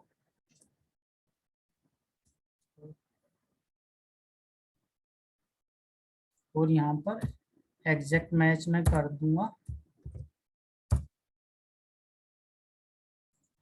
सेम वे में मेरे को यहाँ पे भी तो 9 नहीं शो कर रहा है ना, तो मैंने सिंपल मैच यूज किया यहाँ पर। यस अजय। तो सेम वे में मैंने इंडेक्स के साथ मैच यूज कर लिया। दोबारा देखते हैं, इक्वल टू मैच। मेरे को ये लुकअप वैल्यू चेक करनी है कौन से रो में कौन सा नंबर है इसका जस्ट। तो मैंने लुकअप वैल्यू मेरी ये हो गई। इसके बिहाफ पर O10 में जो भी मेंशन होगा उसके बिहाफ पे मैं चेक चेक कर रहा हूँ कि वो कौन कौन से रो में है।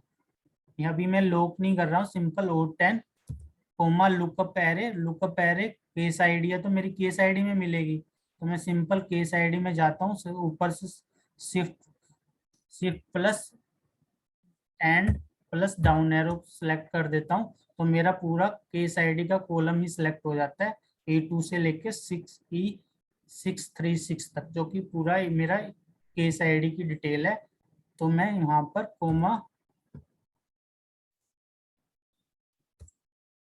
कोमा मैच कर रहता हूँ, एग्जैक्ट मैच, जो कि मेरा रिजल्ट यहाँ पर शो कर रहा है 9 आया है।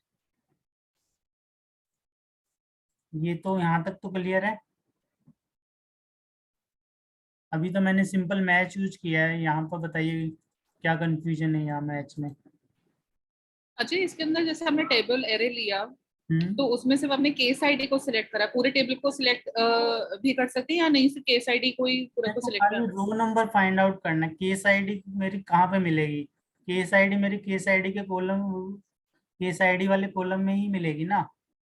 मोबाइल नंबर में तो मुझे मिलेगा नहीं केस आईडी। अच्छा ओके।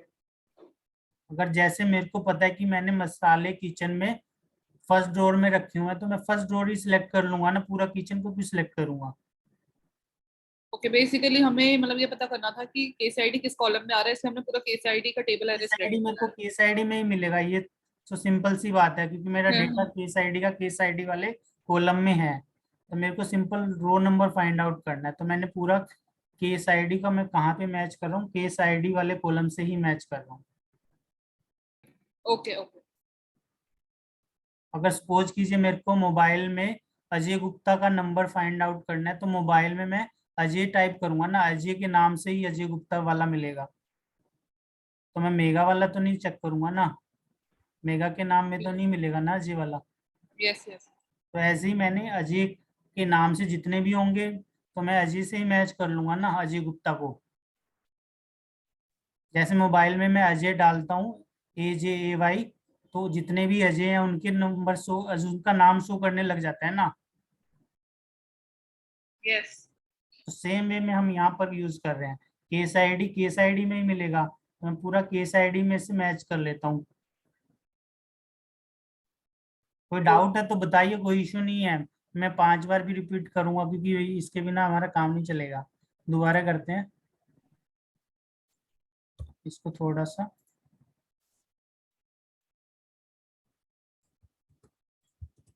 पहले हम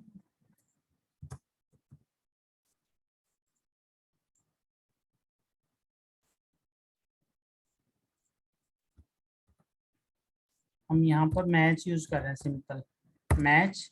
मेरे को लुकअप वैल्यू किसके बिहाफ पे चाहिए, इसके बिहाफ पे मेरे को चेक करना है मेरी रो नंबर कौन सी है। तो मैं इस लुकअप वैल्यू मेरी ये हो गई है, O6 है ये। O6 के बाद मैं O7 करूंगा तो मेरा O कॉमन हो जाएगा, तो मैं O को यहाँ पर लॉक कर सकता हूँ। लुकअप एरे मेरा क्या हो जाएगा, यहाँ पर स्टार्टिंग से लेकर एंड की प्रेस करूंगा और डाउन एरो, तो पूरा मेरा केस आईडी कॉलम सेलेक्ट हो गया। F4 में से मेरा लॉक हो गया, कोमा एग्जैक्ट मैच। तो वो मेरे को बता रहा है कि केस आईडी, ये वाली केस आईडी आपकी 9th रो में है। अगर मैं इस वाले को 20 को फाइंड करना चाहता हूँ तो 20 को ड्रैग कर दूंगा, तो वो बता रहा है 14 में है। और भी मेरे को अगर किसी केस आईडी को मेरे को सर्च करना है, सपोज कीजिए ये वाली केस आईडी है, तो मैं वहां पर जाके पेस्ट कर दूंगा और यहाँ पे ड्रैग कर दूंगा, तो वो मेरे को शो करेगा कि इसका ये 12th नंबर पर है। और भी अगर कोई मेरे को फाइंड करना है, नीचे से लेते हैं।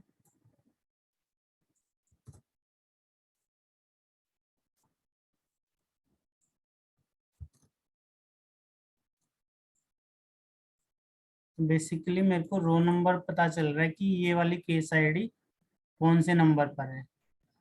कितना समझ आया या नहीं आया, पहले आप ये बताइए। Yes Ajay.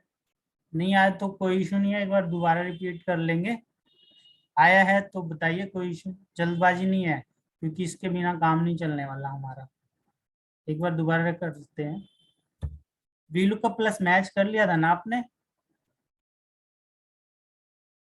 Equal to match use किया मैंने। लुकअप वैल्यू मेरी ये है O6। O6 के बाद मेरे को फाइंड करना है O7, O8, O9, O10। ठीक है, तो कॉमन क्या रहेगा,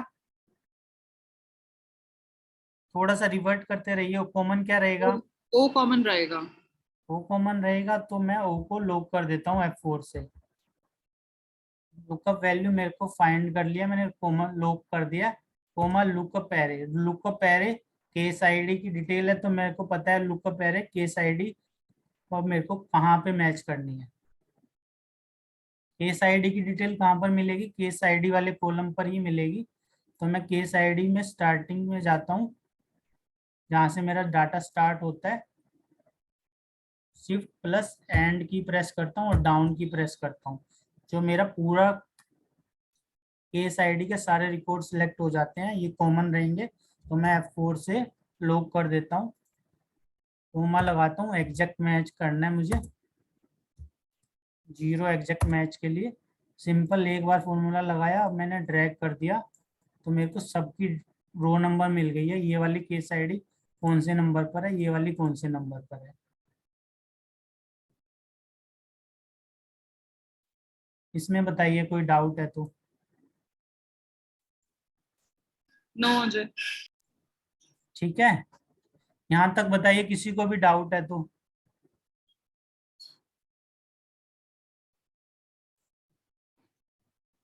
नीलेश,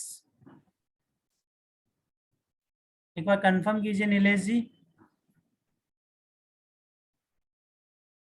नीलेश, राहुल,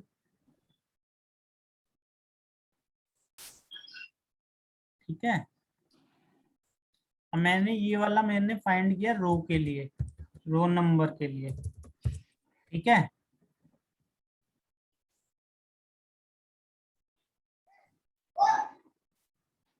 अब मेरे को कॉलम भी फाइंड करना, जो कि मैं मैच से ही कर लेता हूँ। मैंने किया इक्वल टू मैच, मेरा कॉलम यहाँ पर क्या है, P1 है, ठीक है।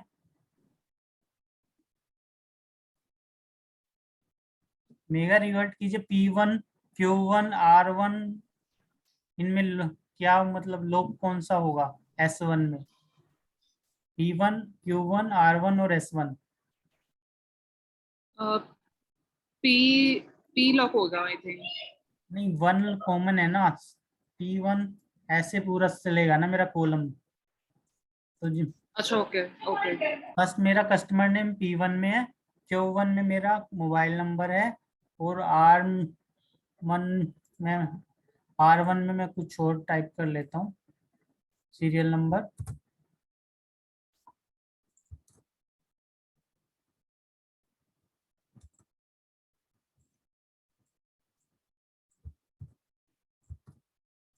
अब मेरे को मैच करना है, equal to match, lookup value मेरी P1 हो गई। P1 मेरा मैच करना है मेरे को कौन से नंबर पे है। अभी जैसे मैंने रो मैच किया, मैं कॉलम मैच करना चाहता हूँ, तो P1 मेरा कस्टमर नेम है, Q1 मेरा मोबाइल नंबर है, और R1 मेरा सीरियल नंबर है, और S1 मेरा प्रोडक्ट नंबर है। तो P1 Q1 R1 और S1 तो तो वन हमारा कॉमन कॉमन वन हमारा रहेगा। कॉमन है।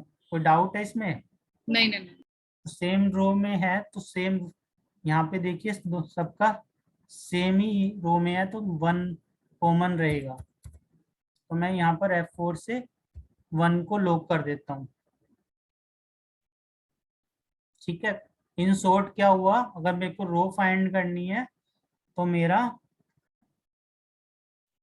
कॉलम सेम रहेगा, तो मैं कॉलम को ABCD वाला कॉलम जो भी होगा वो लॉक करूंगा। अगर मेरे को कॉलम फाइंड आउट करने हैं तो मेरे रो सेम रहेगी, तो 1 2 4 जो भी न्यूमेरिक वैल्यू है मैं उनको लॉक करूंगा। कोमा लुकअप एरे क्या हो जाएगा इस केस में, मेरे को कस्टमर नेम मैच करना है, तो कहाँ पे मिलेगा कस्टमर नेम, जो भी मेरी टेबल की हेडिंग है उसमें ही मिलेगा, क्योंकि मेरे को हेडिंग से ही मैच करना है ना कस्टमर नेम। तो मैं स्टार्टिंग से जाता हूँ, कॉल रिसीविंग डेट से, और लास्ट तक मैंने कॉलम हेडिंग को मैच करना है। तो मैंने सबके हेडिंग सेलेक्ट कर लिए जो कि कॉमन रहेंगे, तो F4 से मैंने लॉक कर दिया, कोमा एग्जैक्ट मैच के लिए 0 कर दिया। तो मेरे को इन्होंने बता दिया कि कस्टमर नेम आपका थर्ड कॉलम में है, और मैं इसको ड्रैग कर दूंगा तो मेरे को सबके सब कॉलम के मेरे को नंबर पता चल गए। कस्टमर नेम मेरा थर्ड पे है, मोबाइल नंबर मेरा 7 पे है, सीरियल नंबर मेरा 11 पे है, और प्रोडक्ट नंबर मेरा 9 पे है। अगर मैं इंस्टेड ऑफ कस्टमर, यहाँ तक बताइए पहले आप।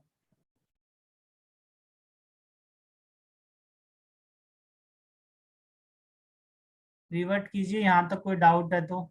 अजय भरी ये रिपीट करिए प्लीज, ये थोड़ा कंफ्यूजिंग हो रहा है।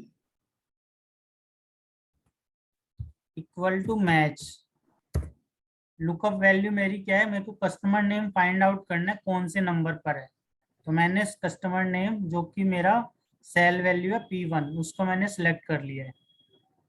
P1 के बाद मैं फाइंड आउट करूंगा Q1 का, फिर R1 का, फिर S1 का। तो मेरा वन कॉमन है, यहाँ तक कोई डाउट है, वन कॉमन है। नो अजय। तो F4 से मैंने लॉक कर दिया वन को, हाँ जी। ठीक है। लुकअप एरे, अब मेरे को हेडिंग चेक करनी है, खाली मेरे को हेडिंग चेक करनी है। जैसे कई बार हम किचन के डिब्बे में पहले क्या होता था, ट्रांसपेरेंट डिब्बे नहीं आते तो हम नाम लिख देते थे ना डिब्बे पर, इस वाले डिब्बे पर राजमा रखा है, इसमें छोले रखे हुए हैं, इसमें चना दाल रखा हुआ है। तो सेम वे पर मैं मैच कर रहा हूँ डिब्बों के नाम से। तो नाम कॉलम नेम में कहाँ पे मैच करूंगा, कॉलम के हेडिंग से ही मैच करूंगा। तो मैंने सिंपल यहाँ पर सिलेक्ट किया, स्टार्टिंग से लेकर शिफ्ट से एरो की प्रेस किया राइट वाला, और सब कॉलम के हेडिंग को मैंने सिलेक्ट कर लिया है। ओके और F4 से मैंने लॉक कर दिया क्योंकि ये कॉमन रहेंगे। कॉलम मेरे को कस्टमर नेम मैच करना है, तो मैंने सभी मेरी टेबल के जो भी कॉलम हेडिंग है उनको मैंने सिलेक्ट कर लिया है। हाँ हाँ कॉमा एग्जैक्ट मैच के लिए 0 ब्रैकेट कम। मैंने यहाँ पर कस्टमर नेम मेरा 3rd नंबर पर है, मैंने यहाँ से सिलेक्ट किया था first column call receive date, second call resolve date, third मेरा कस्टमर नेम। सिटी कौन से नंबर पर आएगा, 5th नंबर पे। ठीक है, मैं सिटी को कॉपी करके, तो इसमें जब हमने सीरियल नंबर से क्यों नहीं टेबल सिलेक्ट करा, वैसे ही? वहां से भी कर सकते हैं, कोई इशू नहीं है, फिर मेरा 4th कॉलम हो जाएगा। हाँ हाँ हाँ ठीक है। जहां से मैं सिलेक्ट कर रहा हूँ वहां से मेरे को काउंट करना है। अगर मैं और इसमें तो इसमें फिर लाइक वो डेटा कुछ गलत नहीं आएगा, क्योंकि as per table customer name है 4th पे।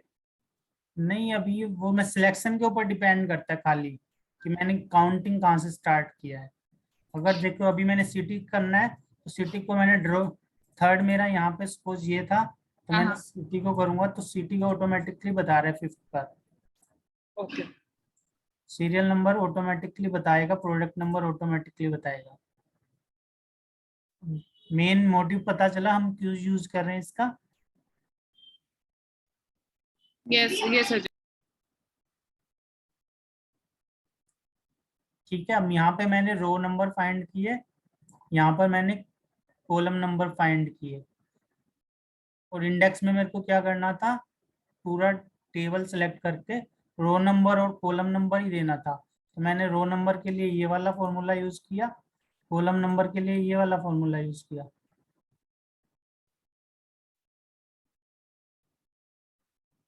एक बार स्टार्टिंग से दिखाता हूँ, ये वाला डिलीट कर देते हैं।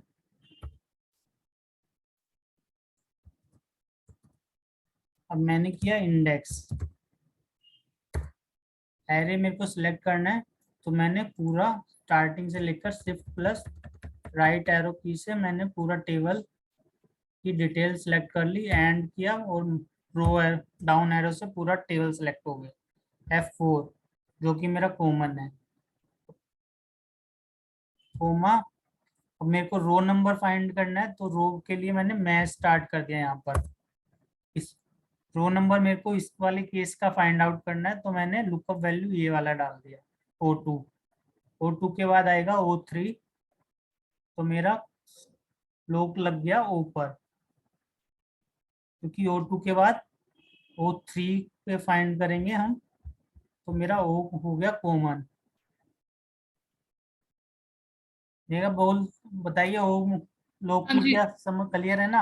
हाँ जी हाँ जी हाँ जी। अब मैंने कॉमन लुकअप एरे, अगर मेरे को केस आईडी की रो नंबर फाइंड आउट करनी है तो मैं लुकअप एरे में कहाँ पर जाऊंगा, केस आईडी किस का ही आईडी पे? मैसेज पूरा मैं स्टार्टिंग से लेकर शिफ्ट की प्रेस करूंगा, डाउन एंड की प्रेस करूंगा और डाउन एरो कर देता हूँ, तो पूरा मैच सिलेक्ट हो गया, पूरा केस आईडी की पूरी कॉलम की डिटेल सिलेक्ट हो गई है। यस F4 से मैं इसको लॉक कर दूंगा, और एग्जैक्ट मैच के लिए मैंने 0 यूज कर लिया है। ये मेरा ठीक है। रो नंबर फाइंड आउट कर देगा, ब्रैकेट क्लोज। अब मेरे को कोमा लगाते ही मेरा कॉलम पे हेडिंग चला गया, यहाँ पे देखिए कॉलम हाईलाइटेड है। हाँ हाँ तो कॉलम के लिए मैं दूसरा मैच यूज कर लेता हूँ, जो मैंने ऊपर करके देखा था। मैच कॉलम मेरा कहाँ पर है, लुकअप वैल्यू मेरी कस्टमर नेम थी जो कि P1 है। ठीक है, P1 के बाद मेरे को फाइंड आउट करना है Q1 R1। तो 1 पे लॉक लग जाएगा। 1 पे लॉक लग जाएगा, F4 से मेरा 1 लॉक हो गया।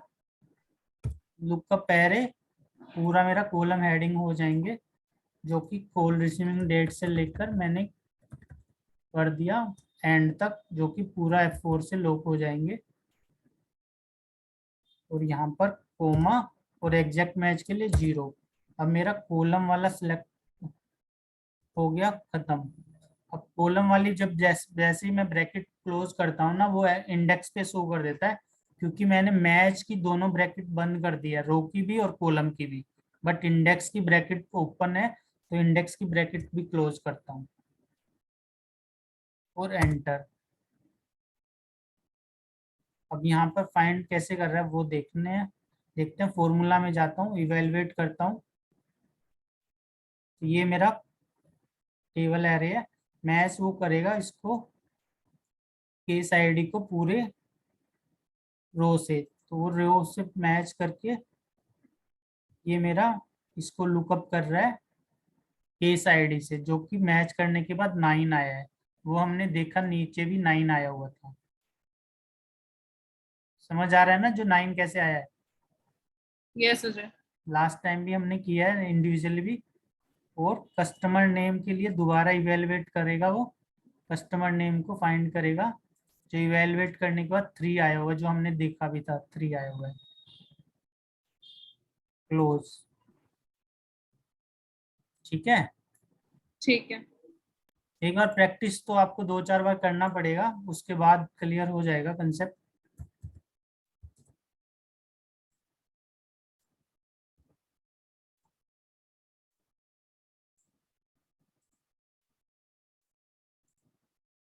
अब मैं ना कस्टमर नेम को मैंने फाइंड आउट कर लिया, सिंपल ड्रैग करना है। ठीक है। और ऐसे ही सिटी को फाइंड करूंगा, सिंपल ड्रैग करूंगा, सीरियल नंबर, प्रोडक्ट नंबर, तो मेरा एक फॉर्मूले से ही मेरे को सारी डिटेल मिल गई है। और मैं मूव भी कर सकता हूँ। अब ये मेरा डायनामिक बन गया। अगर मेरे को सीरियल नंबर सेकंड कॉलम पर चाहिए, तो मैं सेकंड कॉलम पर सीरियल नंबर लेके जा सकता हूँ। ठीक है। प्रोडक्ट नंबर मेरे को सेकंड पे चाहिए, तो प्रोडक्ट नंबर लेके जा सकता हूँ। तो ये फ्लेक्सिबल हो गया। अगर फर्स्ट नंबर पे मेरे को सिटी चाहिए, तो मैं सिटी लेके जा सकता हूँ। बताइए किस किस को डाउट है अभी? किस किस को क्लियर है, किस किस को डाउट है, एक बार कंफर्म कीजिए चैट में।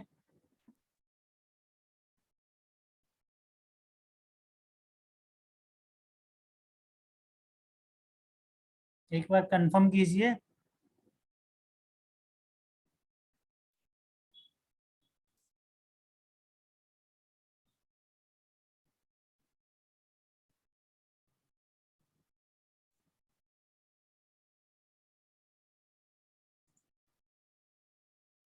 नीलेश जी कंफर्म कीजिए एक बार।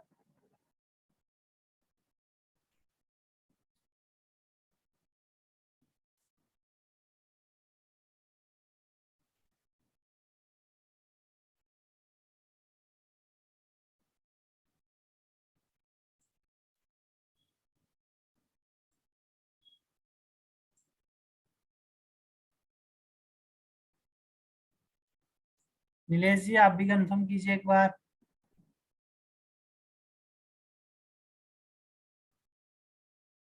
किसी को भी कोई डाउट है तो बताइए मुझे।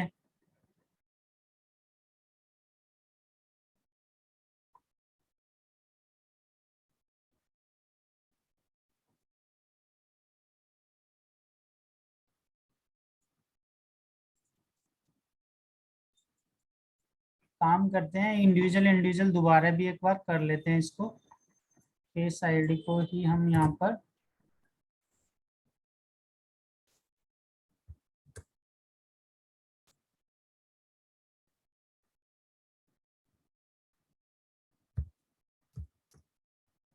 मेगा बोलिए, मैच में अब मेरे को फाइंड करना है इनके बेस पर। बताइए क्या आएगा। लॉग किसको करूंगा मैं? O13 O14। अच्छा इसके अंदर हमें ओ को लॉक करेंगे हम। ठीक है। F4 से मैंने O को लॉक कर दिया है। हाँ जी। ठीक है। लुकअप एरे में क्या आएगा? लुकअप एरे में केस आईडी की टेबल आएगी, सिलेक्ट करेंगे पूरी। ठीक है। तो मैं स्टार्टिंग में जाऊंगा, case ID, shift plus down की और एंड, पूरा मेरा टेबल पूरा कॉलम सेलेक्ट हो जाएगा E2 से लेकर E63 तक। कोमा मैं एग्जैक्ट मैच के लिए 0। 0। ये मेरा रो नंबर आ जाएगा।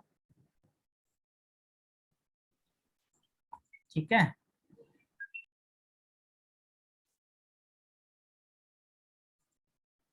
अब ऐसे ही मेरे को कॉलम के लिए फाइंड करना है।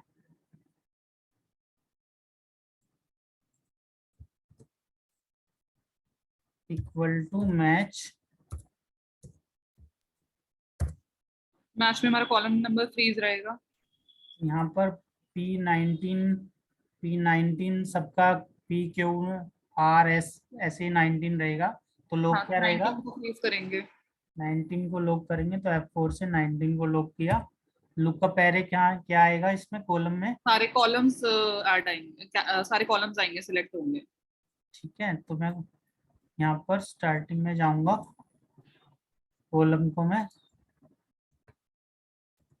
पूरे को सिलेक्ट कर लूंगा, F4 से लॉक कर लूंगा, एग्जैक्ट मैच के लिए 0 यूज करूंगा। तो यहाँ पर मेरे को अजय, मेरे को इसमें एक चीज बस एक लाइक जस्ट एक रीचेक करना था। जैसे हमने जो पहले रो वाला करा था, तो उसमें जो हमारी केस आईडी थी, उस मैच से हमें, मैच के फंक्शन से हमें वो रो बताती है, राइट? वो किस रो में आ रहा है। हम्म और कस्टमर वाले जो कॉलम वाला है, उस वाले फंक्शन से हमारा, जब हम पूरे कॉलम को सिलेक्ट करें देखिए, तो वो एक बार हमें। है ना, इसमें देखिए इंडेक्स का फॉर्मूला क्या है। पहले मेरे को एरे देना होता है, फिर रो नंबर देना होता है, फिर कॉलम नंबर देना होता है। अच्छा, तो इसलिए पहले मैंने रो वाला यूज किया मैच, फिर मैंने कॉलम वाला यूज किया। रो नंबर। अच्छा, ओके, ठीक है।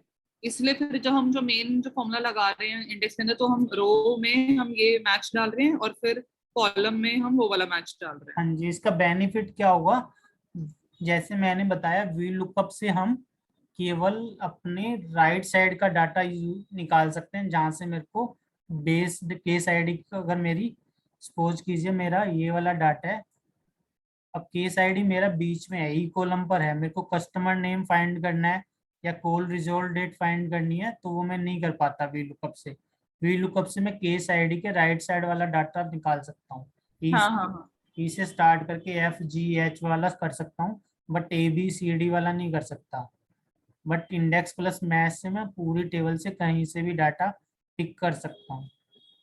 अब मुझे ये नहीं देखना है कि मेरा केस आईडी ई में है, F में या कहीं भी हो, मैं पूरी टेबल से कहीं भी राइट लेफ्ट ऊपर नीचे कहीं से भी मैं डाटा निकाल सकता हूँ इंडेक्स प्लस मैथ से। ओके, तो ये ज्यादा लाइक वी लुकअप, जैसे पहले तो वी लुकअप वी बहुत लुकअप यूज से होता था। ज्यादा पावरफुल है ये, 5 टाइम्स कम से कम। अच्छा, ओके। क्योंकि मेरे को अब देखना ही नहीं है मेरा डाटा कहाँ, वी लुकअप में तो ऑलवेज राइट साइड का ही डाटा निकलेगा, हाँ, हाँ, हाँ। बट इंडेक्स प्लस मैथ से तो पूरी टेबल कहीं से भी मैं डाटा फाइंड कर सकता हूँ। ओके, ओके, तो किसी को अगर वी लुकअप नहीं आता हो, तो ये मैच और इंडेक्स से भी हम काम कर सकते हैं। हाँ जी, ओके, अगर ठीक है। मुझे इंडेक्स प्लस मैच आता है तो मेरे को वी लुकअप की जरूरत ही नहीं है। ओके, ठीक है, ठीक है। ठीक है, थैंक यू। अगर मेरे को खाली वी लुकअप आता है तो मैं राइट साइड का डाटा फैच कर पाऊंगा, निकाल सकता हूँ as a result, but index plus match से मैं किसी भी साइड से डाटा निकाल सकता हूँ। तो वी ओके, लुकअप तो मान के चलिए आप मारुति वाली गाड़ी हो गई, इंडेक्स प्लस मैच हमारी लग्जरी गाड़ियां हो गई। ठीक है। ठीक है, तो हमने यहाँ पर दोनों ये अलग अलग भी कर दिया है और कंबाइन भी कर दिया है। किसी का कोई डाउट हो पीछे सेशन में भी एक बार बता सकते हैं।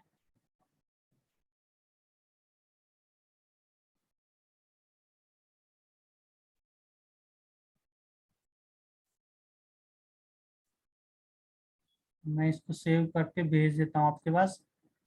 आपको करना क्या रहेगा इसमें, पूरा अपना डाटा को अपनी सेव एज फाइल बना के आप इस पे प्रैक्टिस कर सकते हैं।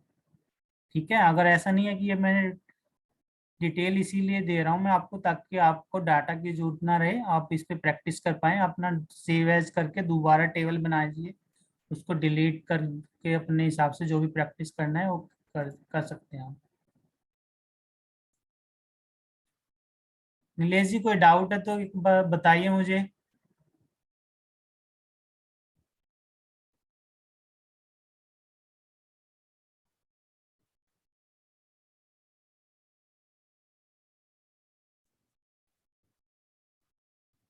और मेरे को मेरा बताइए आगे हम भी अभी अच्छा, आप आज। एक बारी जैसे आपने जो मैच इंडेक्स बताया, एक बारी कोई वी लुकअप से वैल्यू बता सकते हो निकाल कर?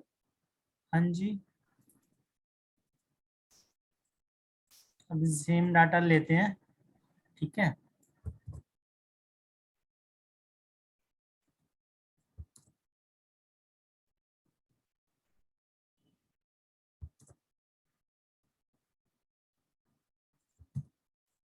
तो मेरे को वी लुकअप पे लगाना है, तो equal to V lookup, lookup value मेरी केस आईडी रहेगी। लोग क्या करेंगे बताइए। इसमें पूरी टेबल लॉक करनी पड़ेगी? नहीं, इस वाले लुकअप वैल्यू में क्या लोग करेंगे, और 224 है ना। अच्छा, इसमें ओ लॉक करेंगे।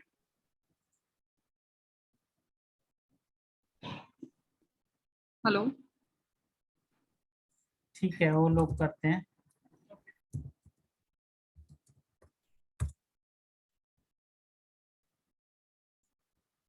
ठीक है, तो F4 से मैंने ओ को लॉक कर दिया है, कोमा टेबल एरे। यहाँ पर वी लुकअप में अगर मैं टेबल एरे लगा रहा हूँ तो पूरा कंप्लीट टेबल लेना तो पड़ेगा, मतलब लाइक पूरा जो पूरा राइट साइड है, कंप्लीट। पूरा राइट साइड लेना पड़ेगा हमें? हाँ जी, ओके। तो मेरे यहाँ पर, बट यहाँ पर केस आईडी से मैं कस्टमर नेम फाइंड आउट नहीं कर पाऊंगा, एक फिर भी मैं एक बार देखता हूँ, देख आपको भी पता चलेगा।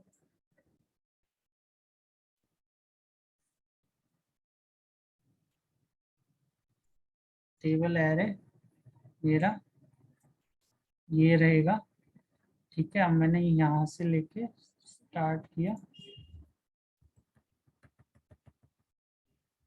और एंड डाउन एरो और F4 से लॉक किया। कॉलम इंडेक्स के लिए मैं यहाँ पर मैच यूज कर लेता हूँ। मैच में मेरे को क्या लॉक करूंगा बताइए मेगा।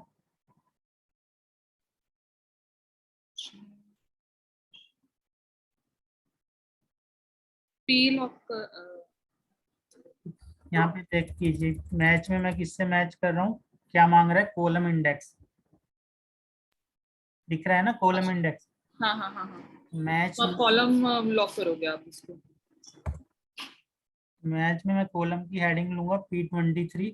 कॉलम की हेडिंग 23 ये सेम रहेगी, ऊपर 23 वाले कॉलम में रो में है, तो ओके। 23 सब में सेम रहेगा। अगर कॉलम ले रहा हूँ तो मेरे को नंबर वाला जो 23 ये वाला है तो वो वाला लॉक होगा।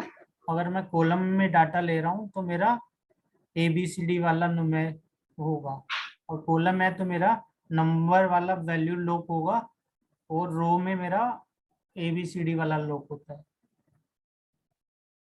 ठीक है। हाँ जी। यहाँ पे 23 P23 आएगा, फिर 23 आएगा, फिर R23 आएगा, तो फिर हम 23 को लॉक करेंगे। 23 को लॉक कर देते हैं। अब यहाँ पे मेरा लुकअप एरे, बस कॉलम के लिए क्या होगा, कॉलम की डिटेल, कॉलम की हेडिंग, कॉलम की हेडिंग मैंने कर लिया F4 से, और एग्जैक्ट मैच और फॉल्स।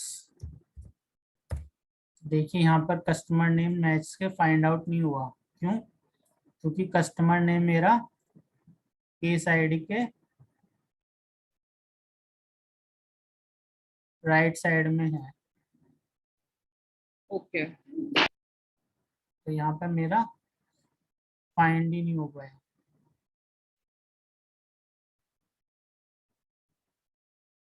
ठीक है, अगर मैं कस्टमर नेम की बजाय मैं यहाँ पर प्रोडक्ट नेम डालता हूँ,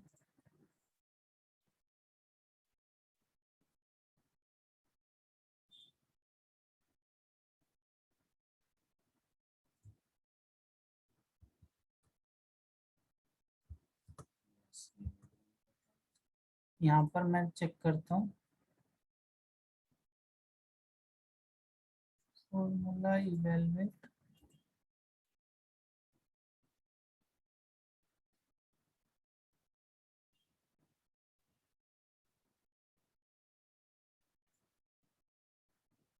एक बार दोबारा करते हैं।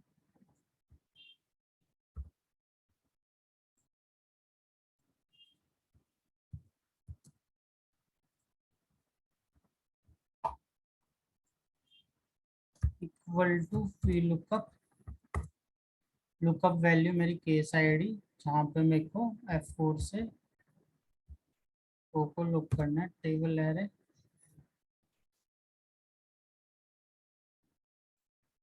यहाँ पर मैं टेबल एरे में केस आईडी से स्टार्ट कर सकता हूँ, ठीक है।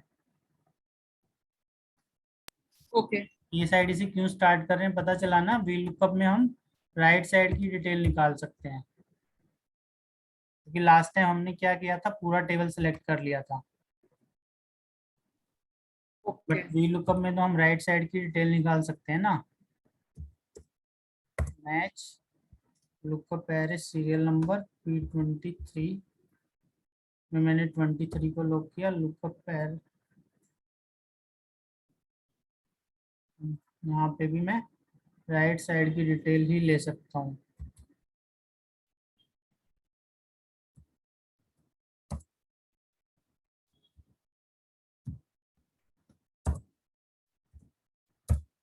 ठीक है, ओके डिफरेंस समझ में आया वी लुकअप और इंडेक्स प्लस मैच में। यस अजय क्योंकि वी लुकअप में मैं जो भी डाटा सेलेक्ट करूंगा, जिस बिहाफ पे मैं डाटा सेलेक्ट कर रहा हूँ, वहां से लेके राइट साइड का डाटा मैं फैच कर सकता हूँ, निकाल सकता हूँ। तो मेरे को सिलेक्शन भी उसी हिसाब से करना होगा। अगर मैं पूरी टेबल का सिलेक्शन कर लूंगा तो वी लुकअप काम ही नहीं करेगा। बट इंडेक्स में ऐसा नहीं है, इंडेक्स में मैं कहीं से भी पूरा टेबल सेलेक्ट कर सकता हूँ, राइट लेफ्ट का मेरे को कोई इशू नहीं है। ठीक है, तो इंडेक्स में मेरे को जैसे वी लुकअप से ज़्यादा बेटर, 5 टाइम्स ज़्यादा बेटर स्ट्रोंग है। जैसे मेरा एक सेगमेंट होता है इकोनॉमिक गाड़ी का, एक है लग्जरी गाड़ी वाला, ऐसे ही मतलब कि इंडेक्स प्लस मैच मेरा सभी बेनिफिट दे रहा है लग्जरी गाड़ी वाले, और वी लुकअप प्लस मैच मेरा इकोनॉमिक वाली गाड़ी वाले दे रहा है, जैसे मारुति का जो एग्जाम्पल लिया है। ठीक है, अगर मैं यहाँ पर सीरियल नंबर प्रोडक्ट नंबर में अब मैं कस्टमर नेम डाल दूंगा तो कस्टमर नेम मिलेगा ही नहीं इसको। क्यों? क्योंकि कस्टमर नेम राइट साइड में है ही नहीं। क्लियर है या नहीं मेरा, बताइए एक बार।